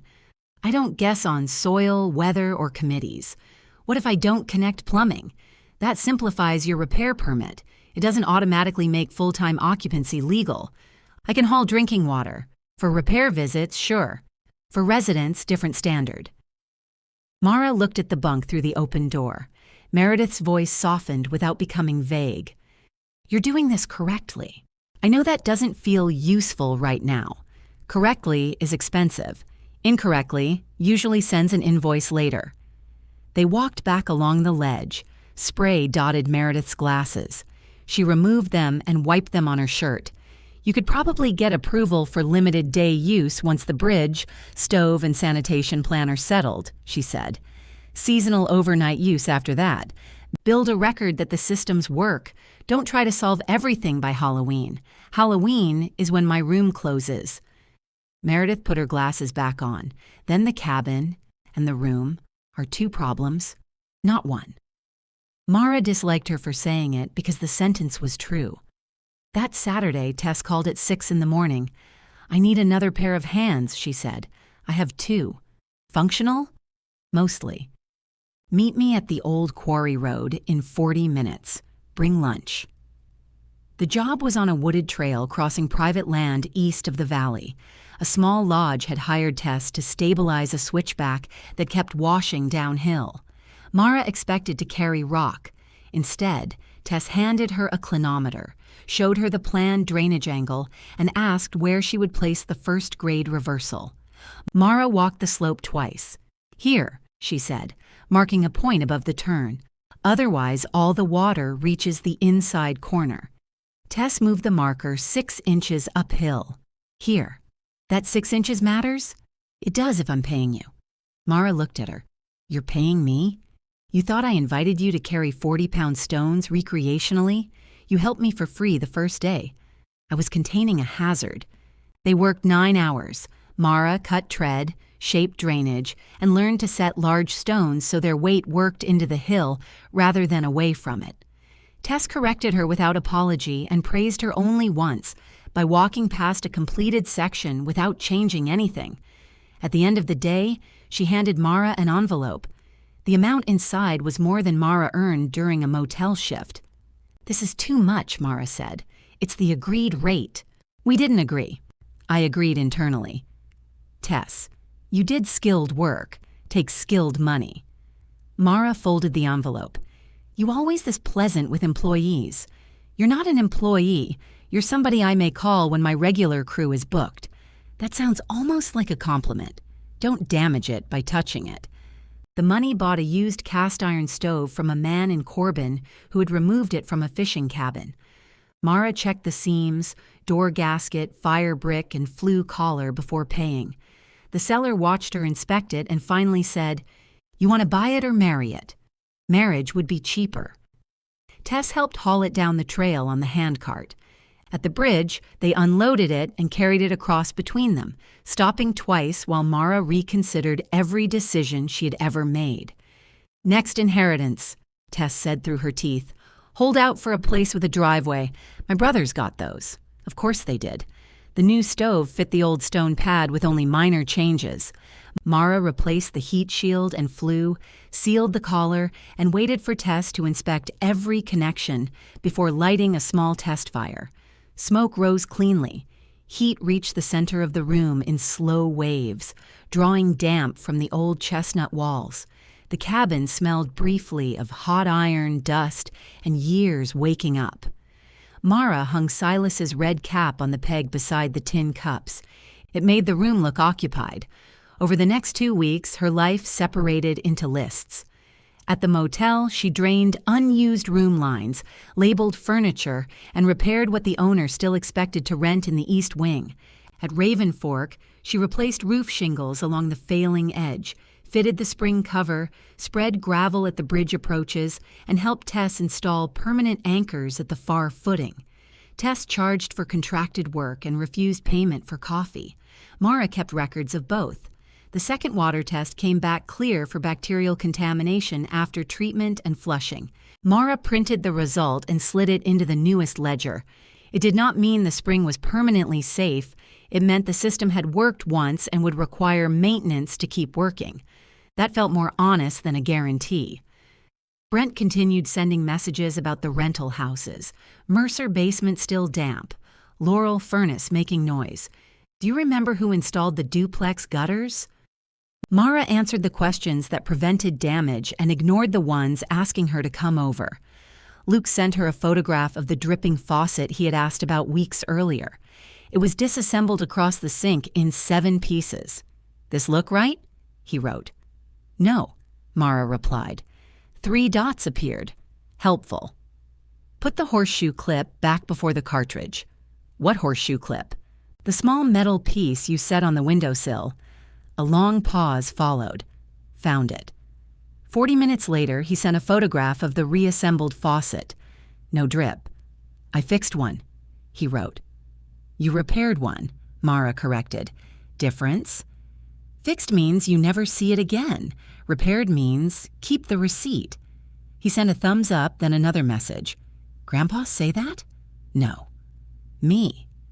She stared at his name above the words. Luke did not answer, but he did not make a joke either. Room 117 emptied by degrees. The books went into linen storage. Her winter clothes went into the trunk of her car. She gave the toaster to a housekeeper in the east wing and packed the 3 screwdrivers with her regular tools. The heron curtains stayed because they belonged to the motel, which seemed unfair to everyone involved. On the final day of October, Dean rolled a laundry cart to her door. "Checkout is 11, he said. "I work here. Then you know the rules." She placed the hot plate in a box and carried it outside. The room looked larger without her belongings, and meaner without the small evidence of a life. A pale square marked where the backpack had rested against the wall. Dean stripped the bed while she checked beneath it. "You have somewhere tonight?" he asked. "Technically. I dislike technical shelter. The cabin's dry, stove works. County approve it?" She kept looking under the bed. Dean sighed. "Thought not." "The East Laundry has that lockable supply room," he said. "That's where you store rollaway beds. We are currently not rolling them anywhere. The owner said no employee rooms. It is not a room. It is a supply irregularity." Mara sat back on her heels. "You could get fired. So don't order room service." He had cleared a space between stacks of folded blankets and box toiletries. A narrow rollaway bed fit with 6 inches to spare on each side. The room had no window, and the overhead light turned off automatically every 15 minutes unless somebody moved. "1 week," Dean said. "Maybe 2. We find something else." Mara set her hot plate on the concrete floor. "Fire code. Right. No cooking. There's an outlet. No cooking near 400 towels, Mara." She unplugged the hot plate and put it back in the box. That evening, the motel laundry ran until nearly midnight. Industrial dryers thumped on the other side of the wall. Pipes snapped overhead whenever a washer valve closed. Mara lay on the rollaway fully dressed, one arm across her eyes. Silas's cap rested on top of her canvas backpack beside the bed. She had brought it back from the cabin without knowing why. At 12:15, the motion light switched off. In the dark, the room smelled of detergent and clean cotton. Mara listened to the building tell her what it needed. For once, she had nothing left to give it. At 5:30, the East Laundry's oldest dryer began screaming. Mara lay still for 12 seconds. The noise came at the same point in every drum rotation, metal rubbing metal, then a hollow clunk. A worn support roller, possibly a loose baffle. Neither problem belonged to her until 7. She pulled the blanket over her head. The dryer screamed again. Oh, shut up. She found her flashlight by touch and went next door in socks. A night housekeeper named Callie was standing beside the machine with a basket against one hip. "I didn't know you were here," Callie said. "You don't know I'm here. Dean showed me where the extra towels are." "I'm an extra towel." Callie looked toward the supply room door, then back at Mara's wrinkled clothes. "Want me to pretend harder? Please." Mara shut off the dryer, turned the drum by hand, and found a loose metal zipper pull trapped along the front seal. She removed it with needle nose pliers. The dryer ran quietly when she restarted it. Callie raised an eyebrow. "You sleep with tools? Only the reliable ones." At 7, Dean found a coffee beside his office keyboard with the zipper pull sitting on the lid. He came to the laundry room while Mara was lacing her boots. "You know, living here doesn't mean you're on call all night." It offended me. The dryer, the sound. He leaned against the doorway. Owner cut winter hours. 32 a week starting Monday. Mara stopped pulling the lace. "I argued," he said. "How much momentum?" "More than last time." Same result. She tied the boot. 8 hours gone meant nearly a fifth of her pay. It also meant an extra weekday when she could work with Tess. If Tess had work. The two facts refused to arrange themselves into either good news or bad. "Do I still get my full uniform?" she asked. "Only 3/4 of each sleeve. Can I choose which end?" Dean did not laugh. "You all right? I'm becoming very affordable." That afternoon, Tess listened without comment while driving stakes along a muddy section of trail. They were working on a county-approved reroute above a campground road, far enough from Raven Fork that Mara could not hear water. 32 hours is still work, Mara said. Wasn't going to insult it. But I have 2 maintenance contracts through winter and one person who keeps canceling Mondays. Mara set a stone into the uphill edge and rocked it until it seated. "You offering?" "I'm describing a scheduling problem. At the internally agreed rate. If your work stays worth it, I can do Mondays. And some Saturdays? Depends what Raven Fork needs." Tess leaned on the tamping bar. "That's how self-employment starts. You promise the same hour to 3 different problems and disappoint the one least likely to sue. I own one of the problems. Those sue emotionally." The arrangement gave Mara enough to replace most of the lost motel pay. It did not provide health insurance, paid time off, or a predictable end to the day. It gave her cash for the next bridge inspection and a reason to learn why Tess studied water before she studied the path people wanted. At Raven Fork, November stripped the leaves from the approach and changed the view. The curve of the trail became visible through bare branches. So did every place runoff could cut it apart. Mara installed shallow drains at the grades Silas had once marked with small cairns. She cleaned the stove, fitted a bunk platform, repaired the loose window frame, and packed new chinking into the worst gaps between the chestnut logs. She did not cover the walls or sand away their age. The cabin had survived by breathing beneath the overhang. Making it look new could damage what kept it sound. The sanitation review moved slowly. A soil evaluator marked one possible area, uphill and well away from the pool, then warned that final approval would depend on the system design.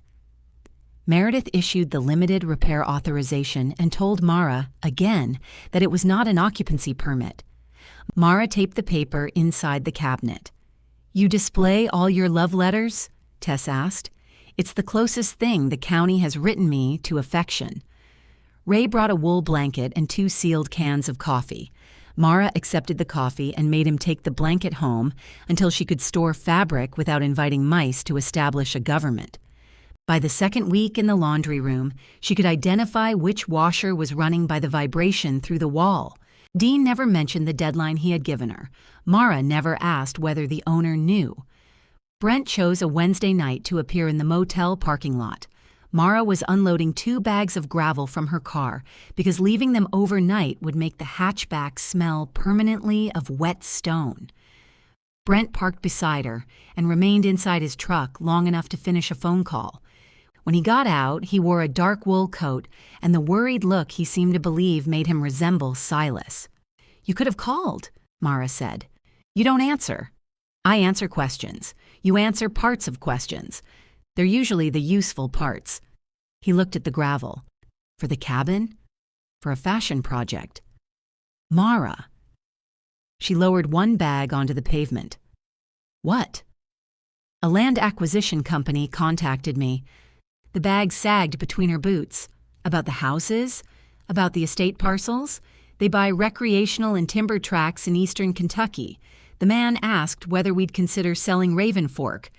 "We?" He assumed the estate was handling it together, and you corrected him. Brent's pause was small. "You corrected him?" Mara repeated. "I said I would speak with the owner." "You said sister?" "I don't remember my exact wording. You remember every word in a rental agreement, but not whether you called me your sister. This is why talking to you is impossible. No, this is why it takes longer." He buttoned his coat against the wind. "I did not offer your land." I listened. "He thinks the tract could have timber value and possibly recreational resale value. You should at least get a number." "I don't want a number. That's irresponsible. It's not yours. We have 4 roofs due, a furnace replacement, and tenants who are 2 months behind. You have 5 houses, 5 properties, 6 units. Now the duplex counts as 2? His mouth flattened. "The houses are Grandpa's legacy. If we could sell an undeveloped tract and use some of the proceeds to protect the occupied properties, some of my proceeds, we would make it fair, like $20 an hour and no mileage. That was a starting offer. It was where you hoped I'd stop." Brent took a breath and tried again. "Nobody is telling you what to do. You drove here at night to tell me what responsible means. I drove here because Luke told this buyer there's a hidden cabin behind the waterfall." Mara stared at him. "He what?" "He mentioned it while the man was talking about recreational use. Now they're more interested." Cold moved through her jacket. "Luke had no right." "I know. He got excited. He got expensive." "That is exactly my point. You don't know what you have. I know what it needs. That is not the same as knowing its value. To you, apparently." Brent looked toward the motel.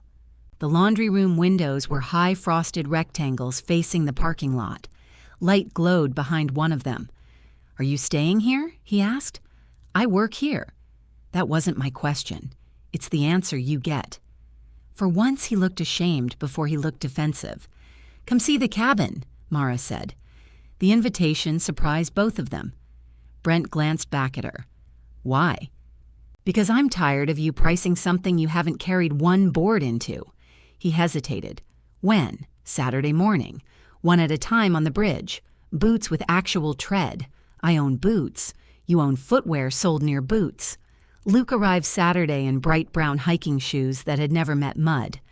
Brent wore older work boots and carried a bottle of water, a folded jacket, and the solemn expression of a man attending an inspection. Tess stood at the gate with Mara. "I thought you weren't coming," Mara said. "I'm not," Tess replied. "I'm looking at their shoes." Luke glanced down. "What's wrong with my shoes?" "Nothing. Keep them in the car and walk barefoot." He looked at Mara. "She likes you," Mara said. She didn't inspect Brent's. Tess pointed toward the trail. "Bridge is single file. Don't lean on the rail. Far footing has permanent anchors, but the decking is still limited to foot traffic. If anybody decides to test it by bouncing, I will leave you in the creek." Ray's habit had apparently become a policy. The brothers followed Mara downhill. Brent asked about the drainage channels. Luke caught his jacket on Blackberry cane and tried to free it without admitting he had stopped. At the washout, both men grew quiet. "This was worse?" Brent asked. "The bank was gone," Mara said. "You rebuilt the approach?" Tess helped assess and stabilize it. I did most of the clearing and drainage. Brent studied the stone-lined channel above the trail. "How much did that cost?" "Of course that's your first question. It's a reasonable question. Then you can reasonably wait." She crossed the bridge. Luke came next, gripping the one rail despite Tess's instruction not to lean. Brent waited until Luke reached the far bank. Beyond the bridge, the trail curved through bare trees. Water flashed between trunks.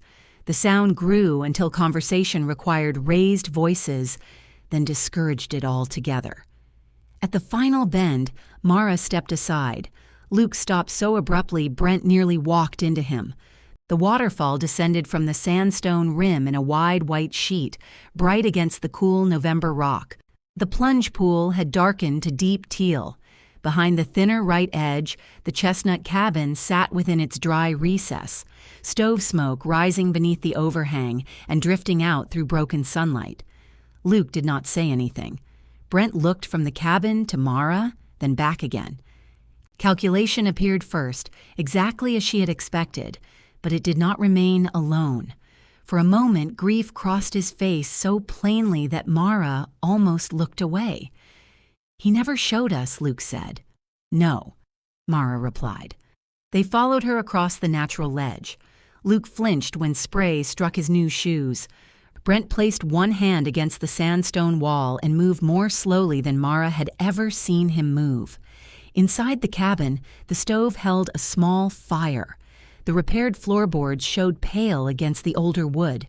A sealed water container sat beside the stone basin, and tools occupied half the table. Brent touched the chestnut wall. "Grandpa built this?" "Rebuilt it from an older shelter." "How do you know?" "Someone who helped told me." "You've been talking to people about it?" "I've been doing the work." Luke opened the shallow cabinet. "What are these?" "Maintenance ledgers." He pulled out the third book and opened it at random. Silas's square handwriting filled the page. Luke read silently, then turned one page back. His expression changed. "What?" Brent asked. Luke angled the book toward the light. June 18th. Cleared lower trail with Luke. Complained continuously. Worked anyway. A laugh escaped Mara before she could stop it. Luke ran his thumb beneath the line. "I remember this," he said quietly. "He made me carry gravel in a bucket with a broken handle."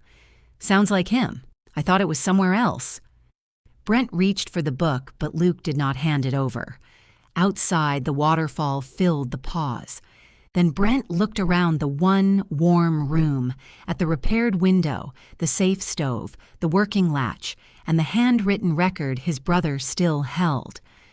"How much have you spent?" he asked. Mara met his eyes. "Enough to know I'm not selling." Brent's gaze moved past her to the repaired window. "You're refusing an offer you haven't heard. I'm refusing a sale I don't want. You might want it if the number is good. Then I'd be wanting the number, not the place." Luke still held the ledger. He turned another page, reading while Brent paced the 3 available steps between the table and the bunk. "This cabin needs access," Brent said. "Utilities. Insurance. God knows what kind of liability comes with a waterfall. I've spoken to the county and an insurer. And what did they say? That everything costs money. You've been saying the same thing for free? This is not a joke." "No, it's my house. It's not a house yet." Mara felt the sentence strike lower than Brent intended. She did not let him see where. Luke looked up from the book. "She knows that." Brent turned. "I'm trying to make sure she understands what she's taking on." "You didn't understand the rental houses," Mara said. "I understood their value. You understood they looked valuable." The stove clicked as the iron heated. Outside, wind shifted the falling water, sending a brief silver spray across the mouth of the recess. Brent put both hands on the table. "Those properties generate income and bills. Long-term assets require management. Now you're learning Grandpa's language." His face tightened. Luke closed the ledger, then opened it again near the back. "Mara's in here." She looked at him. He placed the book on the table and pointed. April 9th. Mara cut 6 cedar shims, better than store stock. 2 pages later, Mara brazed lamp bracket. Bring next trip. Then used Mara's drain fix behind cabin. Held through rain. Mara leaned closer. She remembered making the small copper bracket at Silas's workbench, though he had never said what it was for. The drain fix had been a length of slotted pipe she built for Mercer Street after a downspout flooded the crawl space. He must have copied the design here. She turned another page. Mara found split in line before pressure test. That one had been at the duplex. She could see Silas's thumb holding the pipe while she bent it toward the light. Brent read over her shoulder. He wrote about everybody.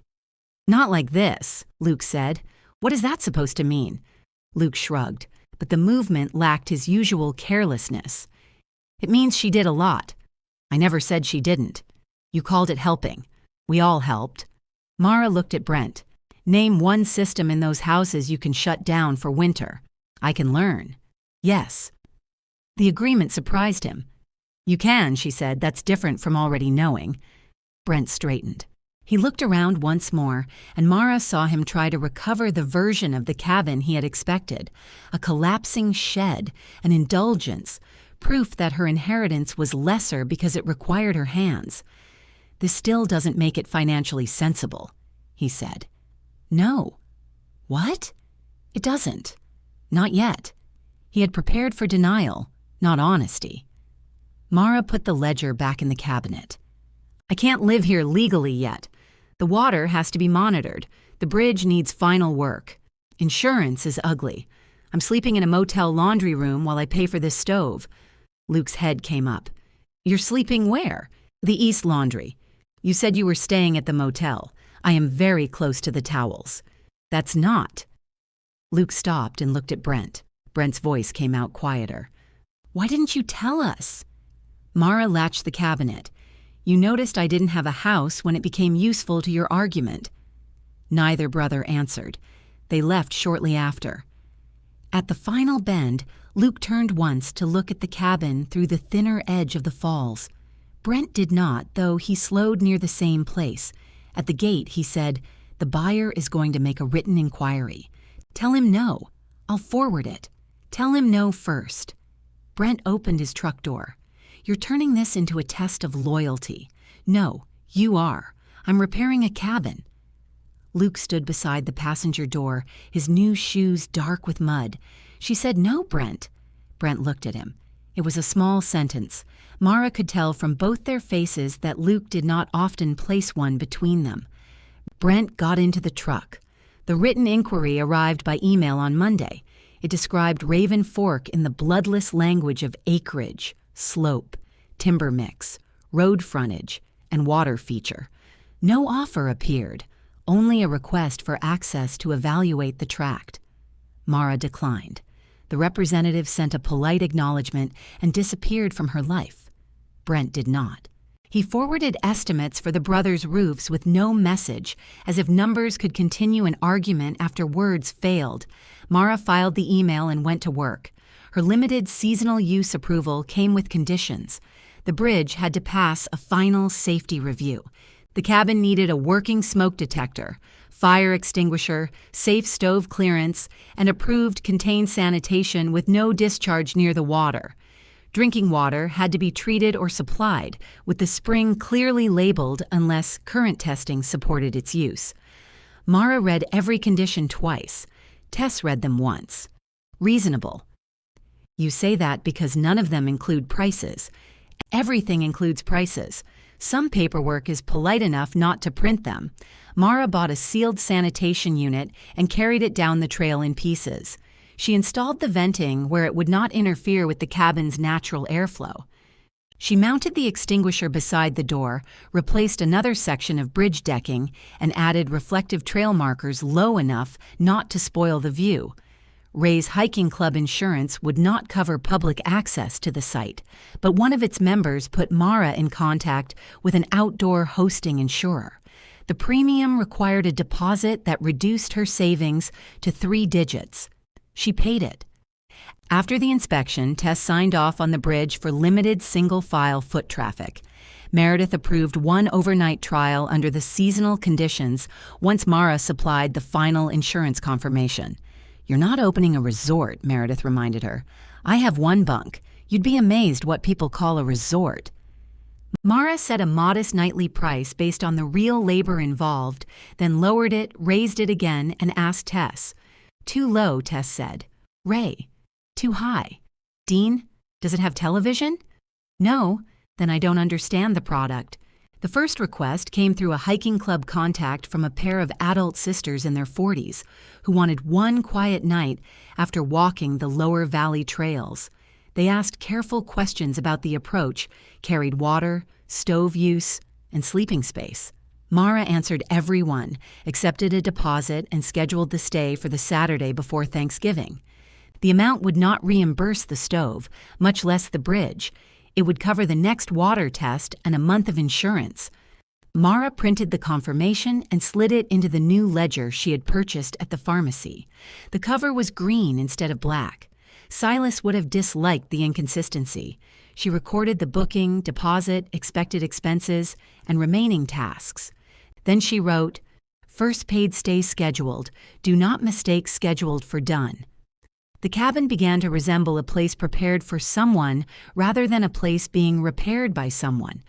Mara fitted a real mattress to the bunk, washed the tin cups, stacked split firewood beneath the porch overhang, and left sealed coffee on the shelf. She installed 2 battery lanterns and a carbon monoxide detector. The old table kept its scars. The week before the booking, the forecast changed. Temperatures were expected to drop into the teens overnight, unusually hard for mid-November. Mara left work early on Friday to prepare the water system. She drained the cabin line according to Silas's last ledger entry, opened the low valve, and confirmed the spring box overflow remained clear. The exposed section behind the recess stopped dripping. She tapped it. Nothing. "Empty," she said. Tess had a trail job across the county and could not come. Mara walked the line alone, checking each visible coupling before dark. She found no trap section. The freeze arrived under a wind that drove dead leaves across the motel parking lot in spirals. In the laundry room, pipes knocked through the walls all night. Mara woke repeatedly, thinking of the line above Raven Fork. By morning, the temperature had climbed above freezing, but the wind strengthened. Branches came down across roads. The Blue Heron lost power for 2 hours, and Dean sent Mara to reset breakers room by room when it returned. At noon, Tess called. "I'm at your gate," she said. "Don't drive in fast. What happened?" Pine came down across the approach. "Big one. The bridge. Can't see it from here. Trail's blocked before the washout." Mara left as soon as Dean found someone to cover the remaining calls. The fallen pine lay diagonally across the trail, its root ball lifted from wet ground taller than Mara. Branches filled the path from slope to slope. Beyond it, the creek sounded high. Tess had cut a narrow passage around the uphill side. "This is not guest access. We can clear it. Not safely with handsaws. Trunks under tension. I need my saw and rigging." "How much?" Tess told her. The number was fair. Mara knew because it hurt in exactly the correct place. They climbed over the lower branches and reached the bridge. One falling limb had struck the rail, cracking a post and loosening 2 deck boards. The structure stood, but Tess withdrew her approval until repairs were made. At the cabin, Mara reopened the water line. Nothing came out. She walked uphill and found the weak joint beneath the laurel. A shallow dip had trapped enough water to freeze. The coupling had split lengthwise, and the pipe on one side had pulled crooked beneath the soil. Mara crouched beside it while wind moved through the bare branches. Tess examined the damage. Repairable. Everything is repairable? No? The correction was gentle. Mara looked at her account balance on her phone. The insurance deposit had cleared. Her motel check would not arrive until Friday. Paying for the tree removal and bridge repair left too little for the line materials and retesting. Paying for the water system left no safe approach for guests. "The sisters can carry water," Mara said. Tess did not answer. They said they would. The bridge isn't approved. I can replace the boards before Saturday. And the rail post? I can brace it. For yourself, maybe. The wind carried spray into the recess. It darkened the shoulder of Mara's teal jacket. She opened the booking confirmation. The deposit sat in her account like money she had already earned. Refunding it meant falling behind on insurance. Keeping the stay meant asking two strangers to accept risks they could not accurately judge. Mara called the older sister before she could turn the decision into arithmetic. She explained the tree, the bridge, and the frozen line. She apologized and issued the full refund while they were still speaking. The woman sounded disappointed, then thanked her for being honest. After the call ended, Mara opened the green ledger. Canceled first stay, unsafe access after storm, deposit refunded. She paused, then added, correct decision, still expensive. The ink feathered slightly where rain had touched the page. Mara closed the book before the cost could look any different. The walk back to the gate took nearly an hour. They climbed around the fallen pine, crawled beneath two branches, and carried the tool bags separately because the passage was too narrow to wear them. By the time Mara reached her car, there were needles in her braid and tree sap on one sleeve. Tess rested both hands on the roof of her truck. I can cut it Monday. I don't get paid until Friday. I didn't say you had to pay Monday. I pay when the work's done. Then help me on the campground contract Tuesday and Wednesday. We'll offset labor. That's still you waiting. It's called terms. Businesses use them. I'm not a business. Tess looked toward the gate. You bought insurance, took a booking, issued a refund, and wrote down your loss. You're a depressing little business, but you are one. Mara stared at the gravel dried in the grooves of her boots. Monday, she said. Monday. The Blue Heron filled for Thanksgiving week with people who wanted cheap rooms near relatives they did not want to sleep near. Every system in the East Wing seemed to object. Mara replaced a toilet fill valve at 7 in the morning, cleared a tub drain at 9, reset a tripped outlet at 10, and found a guest at noon trying to thaw a frozen pizza with a hairdryer. It has heat, the man said. It has enough heat to dry hair. Pizza's wet, sir. Dean arrived before the conversation became a philosophy seminar and offered the guest directions to the lobby microwave. The extra hours put money back into Mara's account. They also left her too tired to go to Raven Fork after dark. She lay in the supply room listening to the laundry and pictured the cabin cooling behind the waterfall, its water line open and empty, the green ledger closed on the table. On Monday, Tess brought a chainsaw, wedges, rope, and a portable winch. She spent 10 minutes reading the fallen pine before making a cut. Root ball wants to drop, she said. Top is pinned downhill. We take weight from the branches first, then tension the trunk where we want it to go. Mara managed the rope and cleared cut limbs. Tess did the dangerous saw work. Neither pretended that being capable meant being equally trained. The trunk rolled 6 inches when the final tension released. The root mass slammed back into the hole with enough force to shake the ground. Mara felt it through her boots. That, Tess said after switching off the saw, is why we didn't attack it with optimism. They cut the trunk into sections and rolled them off the trail. Mara saved 2 straight lengths for future bridge timbers, though getting them to the creek would be another problem. At the bridge, she replaced the loosened deck boards while Tess removed the cracked rail post. The post had split below the surface where old moisture had entered around a bolt. Would have failed eventually, Tess said. Storm just made the appointment. Exactly. They installed a new post, then added a second brace at the far approach. Tess tested the rail, inspected every connection, and restored the bridge approval for limited foot traffic. The repair and tree removal used nearly all the money Mara had earned at the motel. The water line still waded uphill. She took Tess's campground shifts, cutting drains through cold soil while her hands ached from the chainsaw rope. Tess deducted only the agreed labor cost and wrote a receipt for everything. Most generous person I know with invoices, Mara said. Generosity is hard to audit. On Thanksgiving, Mara worked until 3. Dean brought 2 foam takeout containers into the laundry room and set them on an overturned crate. Turkey, he said. Mashed potatoes. Something green that surrendered before cooking. You didn't have to. Correct. They ate beside the idle washers because the motel office phone kept ringing. Dean talked about a boiler he had helped replace in 1998 and described it with more affection than he had ever used for a human being. Mara's brothers did not call. At 4:20, Luke sent a photograph of a pie with one slice removed. Happy Thanksgiving. Mara stared at it long enough for the motion light to switch off. You too, she wrote. He replied almost immediately. Brent says the cabin booking got canceled. She set down her fork. How does Brent know about my bookings? He doesn't. Ray told somebody at hardware store about storm. Person told Brent. Small town remains terrible. It wasn't a question. Another message came. Need help? No, she added. Not from Brent. Luke did not answer.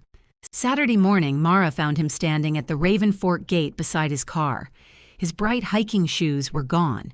He wore old work boots, jeans, and a gray jacket with a tear at one elbow. A shovel rested against the gatepost. He had brought a 5-gallon bucket, leather gloves, and no visible confidence. What are you doing? She asked. Waiting. For? You. You could have called. You said no. So you came anyway? I figured you might say no differently in person. Mara unlocked the gate. Did Brent send you? No. Does Brent know you're here? No. Did you tell another land buyer about the cabin? Luke winced. I said I was sorry for that. You said you got excited. I'm sorry. I had no right to tell him. The clean apology left her with nowhere easy to put her anger. Luke picked up the bucket. What needs done? Everything. Pick the thing I'm least likely to make worse. She pointed to the pile of gravel near her hatchback. Fill that. Don't hurt your back trying to prove you have one. They carried gravel down the trail in separate loads. Luke complained about the bucket handle before they reached the first turn. Grandpa's was broken, he said. This one's just cruel. Complaining continuously, Mara said. Working anyway. He remembered the line. At the bridge, Mara showed him where the far approach still collected water. Luke dug too deep, undercut one edge, and tried to hide it by moving gravel over the mistake. Take it out, Mara said. It'll settle. Into the hole you made. It's a small hole. Water likes small holes. Makes them big for free. He shoveled the gravel back out. For most of the morning, they spoke only about the work. Mara set the grade. Luke hauled stone, cleared the drainage outlet, and recorded each load on a scrap of paper, because Mara told him any future repair had to begin with knowing what had been used. At noon, they sat on the cabin porch with sandwiches. The waterfall ran thinner in the cold, revealing more of the amber sandstone behind it. Luke looked at the green ledger on Mara's knee. You write everything down now? Everything I'll need later. Grandpa didn't write why he left this to you. No. You looked? Yes. I would have looked. I did look. He rubbed mud from one knuckle. Maybe he thought it was obvious. Mara closed the ledger. It wasn't. No. That answer surprised her. She had expected reassurance because people offered it when they wanted grief to become tidy. Luke took another bite of his sandwich. Brent and I had a fight, he said. About me? Not really. About the Laurel furnace. He told me to handle it. I told him he handles that stuff. Then he asked what exactly I thought my half meant. What did you say? Something unhelpful. Specific.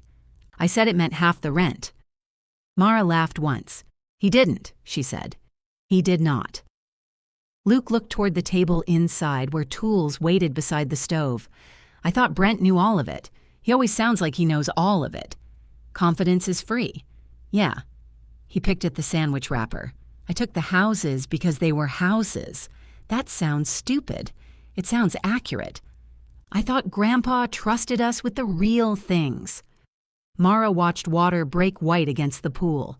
And you got the bad land, Luke continued. I liked that he'd chosen me better.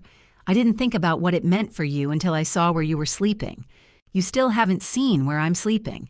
The towels, Mara, they're very supportive. He smiled. then let it go. "I'm sorry I laughed in Hensley's office," he said. The words were quieter than the waterfall, but did not disappear beneath it. Mara looked at him. "Thank you." She was not ready to say it was all right. Luke did not ask her to. They spent the afternoon excavating the damaged water line. The split coupling was only the visible failure. Once Mara exposed several more feet, she found that soil had settled beneath the pipe, creating a low section where water remained after the drain valve opened. Silas's oldest surviving measurements placed the line 3 inches higher. Mara opened the black ledger to the entry from the last replacement. Grade line reset above laurel roots. Flow good at cabin. "The roots changed," she said. Luke looked at the slope. "Can roots do that?" Roots, frost, soil, 10 years of nobody checking. She stretched Mason's line between 2 points, measured the fall, and compared it with Silas's recorded flow. The cabin had received just under a gallon a minute before the freeze. At the current slope, the low section trapped nearly a quart. Luke held the line while she raised the pipe bed with compacted gravel. "You learned all this at the motel?" he asked. Some from Grandpa. Some from getting things wrong when nobody was there to explain. Brent thinks you act like you know everything. Brent thinks knowledge is an act." Mara cut out the distorted section and fitted new pipe with a union that could be serviced without digging up the entire run. She added a low-point drain, where the slope naturally turned, then insulated the most exposed coupling while leaving the valve accessible. When they opened the spring box outlet, air moved through the line. They waited at the cabin. A rough breath came from the wall valve, followed by cloudy water. The stream cleared and strengthened. Mara timed how long it took to fill a gallon container. 1 minute, 4 seconds. Close enough to Silas's recorded rate that she checked it twice. Luke watched her write the number in the green ledger. "You want me to record the gravel?" he asked. She handed him the pen.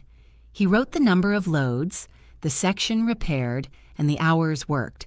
Beneath it, after a moment, he added, "Carried gravel with Luke. Complained less. Worked anyway." Mara read it. "You wrote your own review?" "Grandpa's not here." "No." Luke set the pen down. "Somebody should keep the records honest." Mara looked at the clear water striking the stone basin, then at her brother's muddy hands. "Come back next Saturday," she said. "There's more gravel." Luke came back the next Saturday. He complained about the gravel before he lifted the first bucket, which Mara took as a return to normal. He came again 2 weeks later with a thermos, a better shovel, and a notebook of his own. "What's that?" Mara asked. "Records." "You bought a ledger?" "It was $4. Green, black." "I respect tradition." His notes were less square than Silas's and contained more opinions. December 12th, cleared lower drain, ground hard. Mara rejected perfectly reasonable suggestion to wait for spring. Mara read over his shoulder. Perfectly reasonable suggestions don't begin with, "What if we don't?" They can. They end there too. He learned to set stone without leaving it loose beneath the surface. He learned that a drainage channel had to lead somewhere, and that brush cut from a trail did not disappear because he threw it uphill. Mara did not praise him for showing up. He did not ask her to forget the years when he had not. Their conversation stayed mostly within the width of the trail. The houses appeared in pieces. A tenant at Mercer had paid half the rent and promised the rest. Brent had chosen shingles Luke disliked. The duplex furnace needed a control board. Luke had begun handling calls 2 evenings a week, an arrangement he described as being allowed to fail under supervision. "You wanted half," Mara said. "I didn't understand half had evenings." On the 3rd Saturday, Brent's truck was parked beside Mara's when they returned to the gate. He stood with his hands in his coat pockets, studying the mud on Luke's boots. "You didn't answer your phone," Brent said. "No service by the falls," Luke replied. "You were supposed to meet the roofer at Laurel. I moved it to Monday. You didn't tell me. I put it on the calendar."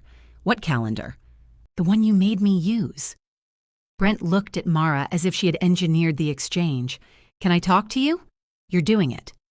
"Alone." Luke lifted the empty bucket. "I'll load the tools." Brent waited until he was at the car. "What are you trying to prove?" Mara leaned against the gate. Her back ached from carrying stone, and cold had settled into the knees of her jeans. "Today? That water runs downhill. Luke has responsibilities. Luke is 31. He doesn't understand what's involved. He's starting to. By digging ditches for you? Mostly drains. This is exactly what Grandpa did. He made busy work feel important." The words brought Mara upright. "Keeping water out of a foundation isn't busy work. I mean all of this." Brent gestured toward the trees. Every board, every pipe, every little note. He spent his whole life patching things and left us properties full of deferred repairs. He left you 5 houses. He left us obligations.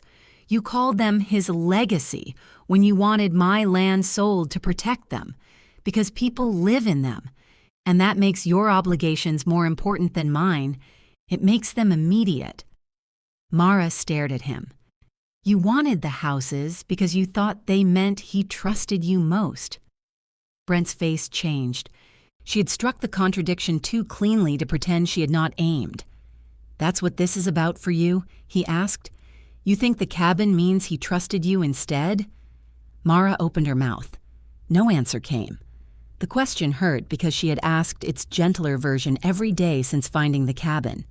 Every repaired piece had become evidence if she looked at it a certain way. Silas left this to her because she knew how, because he saw her, because the houses were obvious and the cabin was true. Maybe. Or maybe Silas had been an old man dividing property with habits, guilt, and blind spots no ledger could organize. "I don't know what he meant," she said. Brent seemed almost disappointed. "I know what he left," she continued. "I know what condition it was in. I know what it needs next. That's enough to keep me working. You always make the work sound noble." "No, I make it sound like work." Luke closed the car hatch harder than necessary. Both of them looked over. Brent lowered his voice. "We're short $23,000 on the roof and furnace schedule." "Then change the schedule. The work needs done. So did Grandpa's. You think I don't understand that? I think you understand it now." He looked through the gate toward the curved trail, though the waterfall was far beyond sight. The buyer would still evaluate Raven Fork, he said. No. You could pay for your sanitation system, keep enough to rent somewhere, and still help us protect the houses. No. Because Grandpa chose you? Because I choose it. The distinction left him silent. Mara unlocked her car. Brent said, "Mercer's northwest drain is still backing up." She stopped with one hand on the door. "The extension helped," he continued. "Water's getting in lower down. Did you clear the buried outlet?" "What buried outlet?" "Runs from the corner to the ditch." Grandpa marked the clean-out with a flat stone near the lilac. "You could come look. I could bill you my trail rate plus mileage." His jaw tightened. "Fine. 2-hour minimum. You're serious." "Yes." Brent glanced toward Luke, then back. "Tell me how to find it." Mara described the angle from the foundation, the likely depth, and how to test the line without forcing pressure toward the basement. She told him what not to use. He listened without interrupting. When she finished, he said, "Thanks. Write it down." Brent gave a humorless laugh. "You sound like Grandpa." "No, he would have come over and done it for you." She got into the car and left him beside the gate. That night, the motion light in the laundry supply room switched off every 15 minutes as usual. On the fourth dark interval, Mara heard Dean unlock the outer door. "You awake?" he called. "No." "Good. I have a housing opportunity for your sleeping self." Room 206 had a working bed, an unreliable shower, and a ceiling stain shaped like Tennessee. The owner had agreed to rent it through winter at Mara's former employee rate because low occupancy made an empty room worth less than a small payroll deduction. "What changed his mind?" she asked. "I sent him 3 estimates for the work you do after hours. That sounds like leverage." I called it winter staffing analysis. The room was not free. It was not secure beyond March. It was also legal, warm, and separated from 400 towels by an actual wall with a window. Mara moved in that evening. Dean carried the hot plate upstairs and set it on the dresser. Fire code. It's allowed in this room. I know. I wanted to say it one more time. She hung the teal jacket on the chair, placed Silas's cap on the nightstand, and stood in the center of the room after Dean left. She had learned not to mistake temporary safety for failure. The skill did not come naturally. Work with Tess continued through the coldest weeks. They cleared stormfall, repaired water bars, and checked footbridges after freezes. Mara learned which slopes thawed first and how sandstone shed water differently from clay. Tess let her take the lead on smaller sections and corrected her estimates when she forgot time for hauling. "You price-like materials teleport," Tess said. "I include delivery, you include road delivery. Trails begin where delivery stops." Mara adjusted the estimate. At Raven Fork, she closed the spring system during hard freezes and opened it during warmer stretches to test the new low drain. The repair held. So did the bridge. The cabin could now survive weather without her constant presence. That accomplishment felt strangely like being needed less. One cold afternoon, snow began while she was inside. The waterfall thinned to silver strands, and white gathered along the sandstone ledge without reaching the recess. Mara lit the stove and opened the oldest black ledger. She read forward through years of coffee, bridge boards, muddy visitors, and small failures. Ruth's name appeared occasionally. Ruth brought blankets. Ruth says stove draws poorly. Ruth replaced all coffee with decaf. Corrected problem. Mara laughed aloud. After Ruth's death, entries continued on schedule for a while. Silas cleared the intake, inspected the roof, and recorded every expense. Then gaps opened. 3 weeks, 2 months, an entire winter with only the water shut down noted. He never wrote that he missed her. He wrote, "Did not open by April. Too wet. Then, bridge soft. Come back with boards." The boards were not recorded. Mara sat beside the stove with the ledger open on her knees. Ray had said caring began to cost Silas too much. The pages did not contradict him, but they did not explain him either. They showed a man doing less and judging himself through what remained undone. For years, Mara had believed his silence meant his feelings were settled. Maybe silence had simply been the only container he trusted not to spill. Snow blurred the trail outside the recess. She closed the book and opened her green ledger. Winterized line, checked bridge, stove draw, good. Snow at 2:10. She almost added a sentence about Silas. Instead, she wrote, "Ruth's decaf remains a documented offense." The joke looked lonely on the page, then less lonely when she imagined someone finding it years later. In January, the sanitation design received conditional approval. Installation could begin when the ground allowed, with final inspection before regular occupancy. The cost was higher than Mara had hoped and lower than Tess had predicted. "I dislike that you're happy to be right," Mara said. "I'm happy you finally budgeted 20% for pain." Mara arranged payments, reserved materials, and moved the first permitted stays to late spring. The sisters whose booking she had canceled accepted new dates but refused a discount. "You did the right thing," the older one told her by phone. "Charge us the real price." Mara entered the booking in the green ledger without counting the money before it existed. At the bottom of the page, she made a second note. "Room 206, paid through March. Cabin not home yet." She looked around the one-room chestnut structure, at the dry walls, the safe stove, the repaired basin, and Silas's cap hanging beside the tin cups. Then she added one word, closer. By late February, the motel ceiling stain had expanded from Tennessee into parts of North Carolina. Mara stood on the bed in room 206 with a moisture meter pressed against the drywall while Dean watched from the doorway. "Geography's getting worse," he said. "Roof flashing. Again, it remembers you." The room had carried her through the coldest weeks. Its shower produced hot water if she turned the handle past hot, back to cold, then halfway toward surrender. The radiator clicked all night. The window faced the parking lot instead of 400 towels. It still did not belong to her. Her phone vibrated in her jacket. Brent. Mercer drain. Requesting inspection. Your trail rate plus mileage. 2-hour minimum accepted. Mara read it twice. Dean nodded toward the meter. Bad news? Possibly growth. On my ceiling? My brother? Brent was waiting at Mercer Street when she arrived after work. A trench ran from the northwest corner of the house toward the lilac, shallow near the foundation and increasingly uncertain farther out. Mud covered his boots and the knees of his pants. You found it, Mara said, eventually. The flat clean-out stone rested on the lawn. He had scrubbed away the dirt and set it carefully on a folded feed sack. Mara looked at him.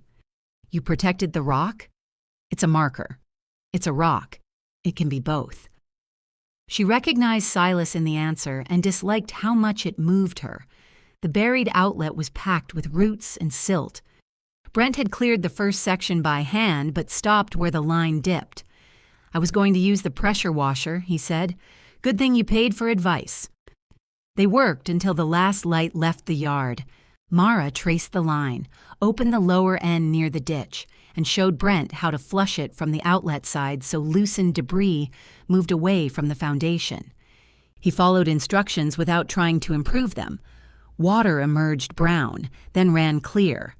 Inside the basement, the damp wall did not dry by miracle.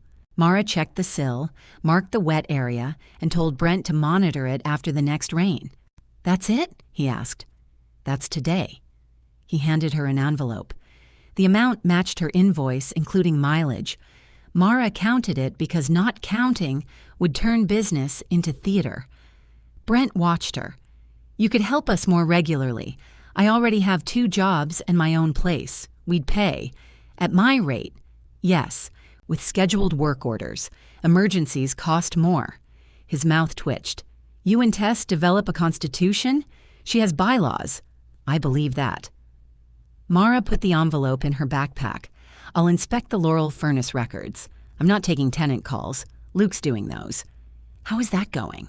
He answers them now. That wasn't the question. Brent leaned against the basement stairs. He's better with people than I am. It sounded like an admission forced through a small opening. You're better with spreadsheets, Mara said. Those don't call at midnight. Usually. He looked at the clean-out tools on the floor. I thought owning the houses meant I'd made it. Mara waited. Not money, he said.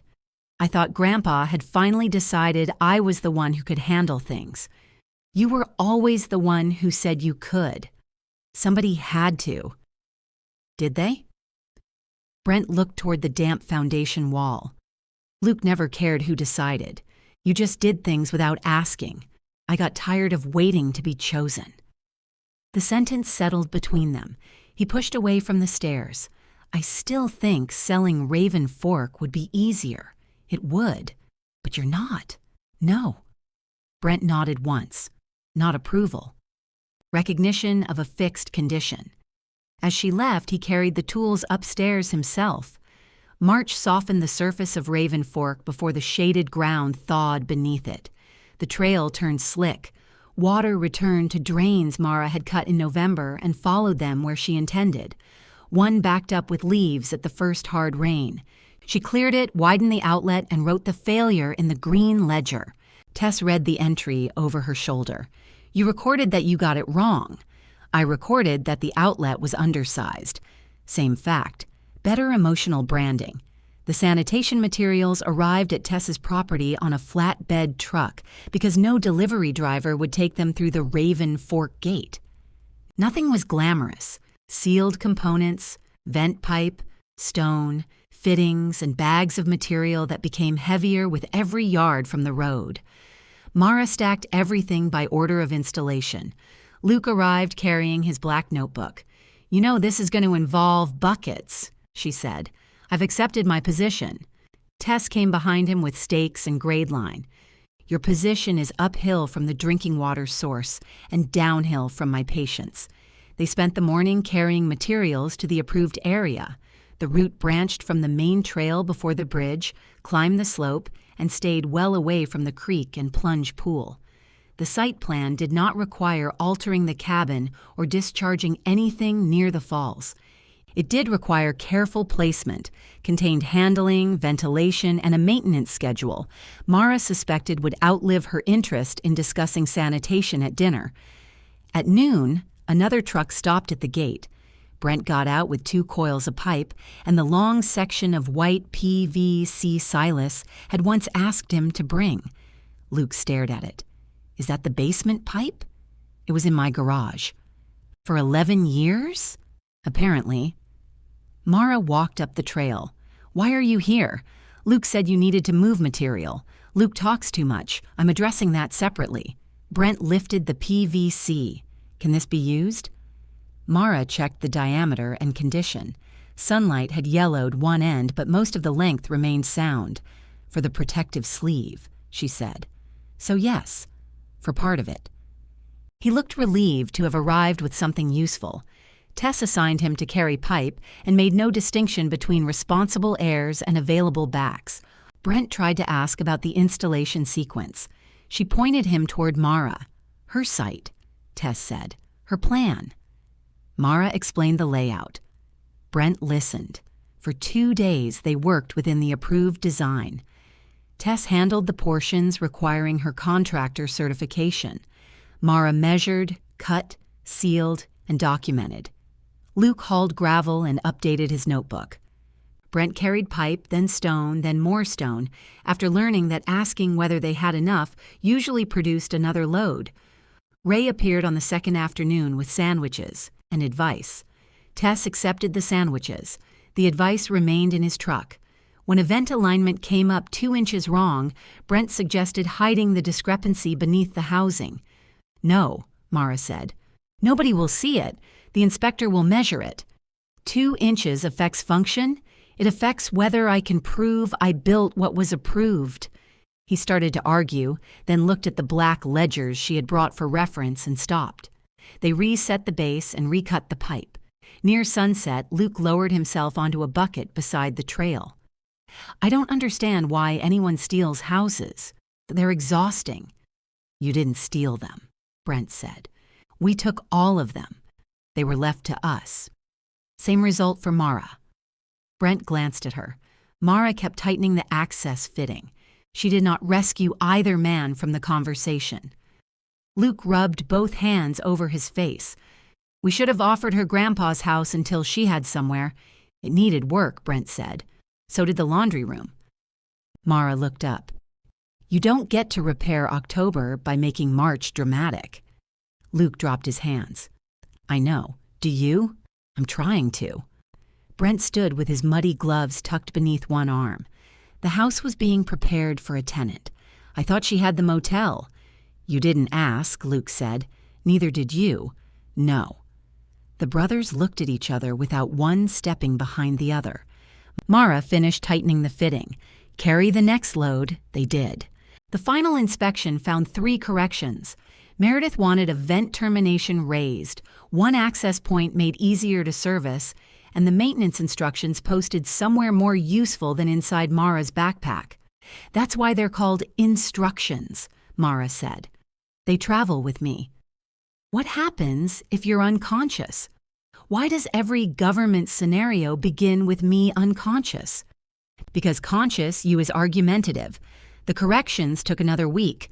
Spring rain delayed the return visit twice. Each delay cost Mara motel rent, insurance, and patience.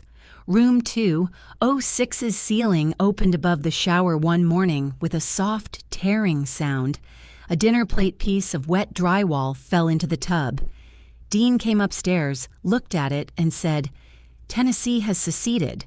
Mara moved to room 209 for 11 days. She did not unpack her boxes. The cabin's first permitted stays approached. The adult sisters confirmed their reservation and asked whether the trail would be muddy. Yes, Mara wrote back. Waterproof boots strongly recommended. The bridge is safe for single-file foot traffic. Pack light. She read the message before sending it. wondering if honesty could sound like discouragement. Then she remembered the refunded deposit, the cracked rail post, and the woman thanking her for telling the truth. She sent it unchanged. The final inspection took place on a clear morning in early April. Meredith crossed the repaired bridge, checked the stove and detector, walked the sanitation route, reviewed the water treatment log, and studied the cabin for so long that Mara began inventing violations in the silence. Finally, Meredith signed the bottom of the form. "What does that allow?" Mara asked. "You know what it allows. You've called my office 9 times. 7. 9. Twice you asked for me and hung up when I was unavailable. Those shouldn't count." Meredith handed her the permit. "Regular owner occupancy within the approved use, plus the limited seasonal overnight stays under the conditions you filed. Maintain the bridge inspection, water records, sanitation service, and insurance." Mara held the page by both edges. "That's it?" "No. Nothing involving property is ever it. But now you may tell me you live here." The words did not arrive with music. Water struck the plunge pool. The stove was cold. Mud dried on Mara's boots. She looked through the open cabin door at the bunk, table, shelves, and green ledger. "I live here," she said. Meredith smiled. "Then stop calling my office until something breaks." Something did break that afternoon. The rear shutter pin Mara had repaired in October snapped when she opened it. She stood with the iron pin in her palm, laughing hard enough that Tess heard her from the ledge. "What happened?" Tess called. "Property." Tess came inside, read the signed permit, and set it carefully on the table. "You moving tonight?" Mara looked around. Her clothes were in room 209. Her books were in 2 motel boxes. Silas's cap hung beside the tin cups. The cabin held a mattress, firewood, tools, and everything she had repaired, but none of the small clutter that proved a person expected to return. "Tomorrow," she said. Tess nodded. "Good." "Why good?" "Because tonight we fixed the shutter. They cut a new pin from steel rod, fitted it, and tested it twice." Mara entered the repair in the green ledger beneath the permit approval. At the bottom of the page, she wrote, "Approved to live here. Shutter objected. Shutter overruled." Then she closed the book and began making a list of what to bring home. The list began with socks. After that came work shirts, jeans, winter clothes, 3 books, 2 pans, 1 chipped bowl, the hot plate she could not use at the cabin, and a toaster that no longer belonged to her because she had given it away months ago. Mara crossed out toaster. Dean read over her shoulder in room 209. "You're moving into the woods with 1 bowl? I have 4 tin cups. Good. You can drink 3 meals." He had brought the laundry cart upstairs for her boxes. Its left front wheel squeaked, and every few feet the whole cart drifted toward the wall. "You never fix this," Mara said. "I kept you around in case it became urgent. It's been doing this for years, and we've survived." She loaded the last box. Room 209 held no evidence she had lived there except a clean shower cartridge and a section of freshly patched baseboard. She had repaired both without putting in work orders. Dean took her key at the office. "You're still on Monday, Wednesday, Friday?" he asked. "Until the cabin bookings pick up." "And when they don't?" "Encouraging. Hospitality is seasonal. People get excited in spring. Then July arrives and they discover Kentucky contains heat. I also have Tess's contracts. Trails contain heat too. I'll remember to price it." Dean turned the key over in his palm. "Room 209's available at the employee rate when you have guests out there. As long as we aren't full, I'll pay the regular off-season rate." "Why?" "Because it's a business expense. You've become irritatingly official. You started it with the inventory irregularity." Dean placed the key on its hook. "Checkout was 11. It's 10:58. I was trying to make this emotional." Mara looked at him across the desk. Dean cleared his throat. "Don't wait for Pipes to yell. I won't." He nodded once. "Good." Tess met Mara at the Raven Fork gate with the handcart. Luke arrived 10 minutes later carrying coffee and wearing the old boots he now left in his trunk. "No Brent?" Mara asked. "Roof meeting." "Meaning?" "He's attending a roof meeting." You don't know either. I know I'm not attending. They divided Mara's life into loads. Clothes and books first, cookware second, tools throughout because every box seemed to contain at least one wrench. The mattress and cabin furnishings were already in place. Everything else fit into 4 trips. At the bridge, Luke balanced Mara's bowl on top of a box. If that falls, she said, I eat from the tin cups. I'm beginning to understand why you mentioned them. The curved trail had changed again. Spring growth softened the repaired banks. Ferns unfolded beside the stone edging, and the clean drains carried thin ribbons of water toward the creek. At the final bend, sunlight struck Raven Fork Falls and broke into moving pieces across the pool. Mara stopped for half a breath. The cabin no longer surprised her by existing. It surprised her by waiting. Inside, she put her clothes beneath the bunk and her books on the shelf farthest from the stove. The chipped bowl went on the table. Her tools occupied the cabinet beside the green ledger. Silas's black ledgers remained on the higher shelf, their curled spines facing outward. She hung her weathered canvas backpack from a wooden peg. Both straps stayed on it. Tess inspected the stove, window, shutter, and water line as if the signed permit had expired during the move. Luke placed the last box near the bunk. Is that everything you own? Everything I brought. That wasn't my question. It's enough. He looked as if he wanted to disagree, then remembered that enough belonged to the person using it. Before leaving, he filled the firewood rack. Tess set the empty handcart outside. You have my number. I had it yesterday. You also had a motel yesterday. I'm allowed to live here. That does not make you less likely to do something alone because asking feels expensive. Mara leaned against the doorway. This is your version of a housewarming speech? I didn't bring a plant. You'd put it to work. After they left, the cabin became quiet in the strange way a place behind a waterfall could be quiet.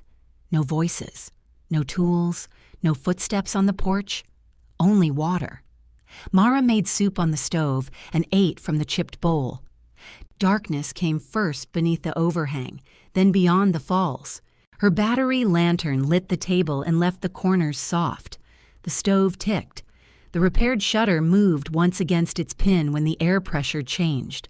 At the motel, she had known every nighttime sound and which ones required getting dressed. Here, every sound seemed to require learning. She checked the stove draft.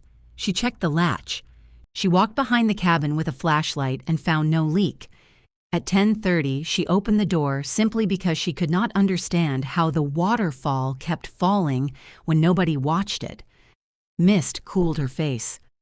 Silas had stood in this doorway. Ruth had brought blankets through it. Ray had slept badly on the floor. Luke had carried gravel and complained continuously. Mara had expected her first night to feel like an answer. It felt like a first night. She returned to the table and opened the green ledger. Moved in. 4 loads. Luke carried 3. Tess inspected everything twice. Water clear. Stove good. She considered the words for a moment, then added, slept here legally. The sentence made her laugh, which helped. The adult sisters arrived the following Saturday carrying compact packs, waterproof boots, and more questions than luggage. Carla was the older one who had handled the canceled reservation. Denise was 4 years younger and stopped at every drainage channel to photograph moss. At the gate, Mara reviewed the bridge and water rules. Carla listened carefully. You really did rebuild all this after the storm? With help. Denise looked down the trail. How far to the cabin? Not far in miles. Farther in carrying. They crossed single file. At the final bend, Denise said, "Oh," with no other word behind it. Carla removed her cap and stared at the cabin through the thinner edge of the falls. Mara watched them see it, and for a moment she was back in late September with wet leaves under her caramel boots and both backpack straps pulling at her shoulders. Then Carla turned. It's smaller than the pictures. It's 1 room. I know. It's just that the waterfall makes everything seem... Like it should have room service? Mara asked. Like the room service should be dramatic.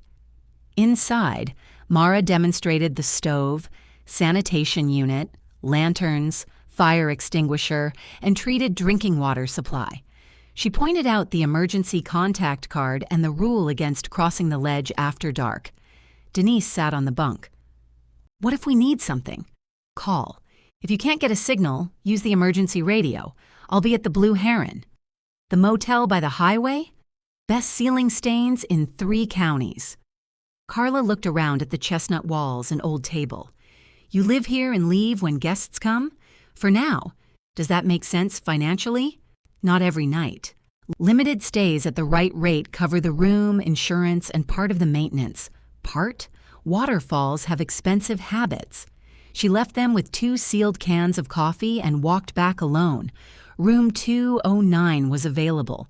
Dean had placed a foam cup on the nightstand and written "not decaf" across the lid. Mara slept badly. The cabin was less than an hour away, but she woke twice expecting the waterfall and found the motel radiator clicking instead. At 6, she checked her phone. No emergency messages. At 7:30, Carla sent one. "Everything good. Lantern on left died. We used the other. Coffee excellent." Mara replied, "Thank you. Spare batteries are in the top drawer if needed." Then she added lantern batteries to her restocking list. At checkout, the sisters carried their own packs and a small bag of trash. Carla handed Mara the remaining payment. "We'd come back," she said. "When the trail's dry," Denise added. "The trail is never dry," Mara said. "Sometimes it lies." Inside the cabin, 1 tin cup sat upside down by the basin. The stove had been cleaned. The bunk blanket was folded badly, but sincerely. No damage. No miracle. Mara recorded the payment, motel expense, used firewood, failed lantern, and cleaning time. The amount remaining after costs covered the next water test and half the monthly insurance. She underlined half. By June, Mara had 8 seasonal bookings on the calendar. 2 weekends remained deliberately empty for maintenance. One reservation was canceled because heavy rain made the approach unsafe. Mara refunded it without argument and lost money on the motel room she had reserved. The other stays paid what they were supposed to pay, no more. Tess gave her regular work on Mondays and most Tuesdays, then began sending her alone to inspect smaller trail problems. Mari measured, photographed, estimated, and returned with numbers that included hauling time. "You finally believe materials don't teleport," Tess said. "I've matured. You've carried enough gravel." At the Blue Heron, Mara reduced her schedule to 2 days a week, and after-hours calls she could accept or decline. Dean made her put the agreement in writing. "Businesses use terms," he said. "Who taught you that?" "A depressing little business owner." The combination covered her food, taxes, cabin insurance, treatment supplies, and monthly installation payments. Some weeks left money for savings. Other weeks replaced bridge boards. She did not become rich. She became difficult to dislodge. Luke took over most tenant communication at the inherited houses. He still relied on Brent for budgets, but he stopped asking permission before scheduling necessary repairs. Brent learned to share the property files instead of carrying all of them beneath one arm.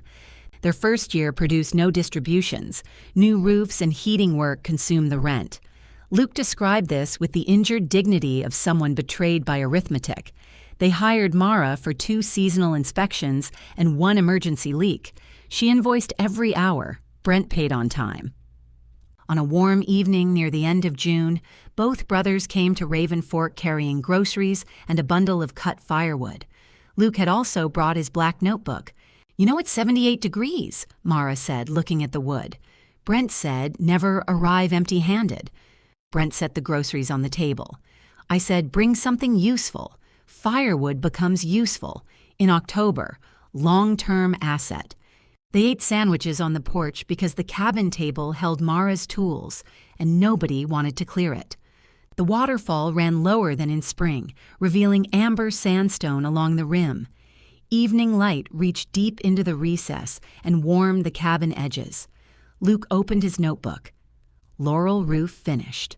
Mercer drain, held through both storms. Duplex control board replaced. "Who did the board?" Mara asked. "Licensed technician." "Good. I knew you'd ask." Brent handed Mara a folded work order. Fall inspections. Same scope as last time. Your current rate. She read it. No tenant calls, she said. Luke has them. No roof work above 1 story. Contractor has that. Materials billed separately. It says so. Mara folded the paper and put it in her jacket. I'll schedule them. Brent nodded. Luke went to carry the cups inside. Brent remained on the porch. I owe you an apology, he said. Mara looked toward the cabin door. Luke had heard. He kept walking. Brent rubbed his palms against his jeans. I treated you like the part of Grandpa's property that came without a line in the will. You knew things, so I assumed you'd keep doing them for us. Yes. And when he left you Raven Fork, I wanted it to be worthless. The honesty was uncomfortable enough that Mara trusted it. Why? She asked. Because I thought the houses meant he picked me to be responsible. Brent looked at the falling water. If this place mattered, then maybe I hadn't understood him as well as I thought. None of us did. You understood the work. I understood some work. You know what I mean? She did. Brent's voice lowered. I'm sorry. Mara let the apology exist without hurrying to improve it. Thank you, she said. Luke returned with 3 tin cups. Are we having feelings? No, Brent said. Good. I only brought enough coffee for practical conversation. He poured from the battered pot. The coffee was too strong and slightly gritty. Nobody complained. Afterward, Mara walked her brothers to the gate. Luke checked the drainage outlets on the way without being asked. Brent paused at the bridge and tested nothing. At the parking area, Luke wrote the date of the next gravel day in his notebook. You volunteered, Mara reminded him. I know, I'm documenting poor judgment. Brent opened his truck, then looked back toward the locked gate. Call if you need something, he said. Mara almost answered the way she once would have, by telling him she could handle it. Instead, she said, I will. The brothers drove away.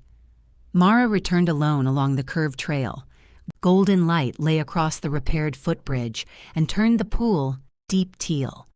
At the final bend, the cabin appeared through the right edge of Raven Fork Falls, ordinary and weathered inside the sandstone recess. Her cabin. Inside, she placed the cups on their pegs, checked the water valve, and opened the green ledger. June 28th. Brothers brought wood in summer. Fall inspections scheduled. Bridge sound. Water good. She looked at the last line, then wrote, Coffee low. Mara set the pot on the stove, slipped off her caramel boots, and left them beneath the bunk. Her canvas backpack stayed on its peg. She did not pack anything for morning.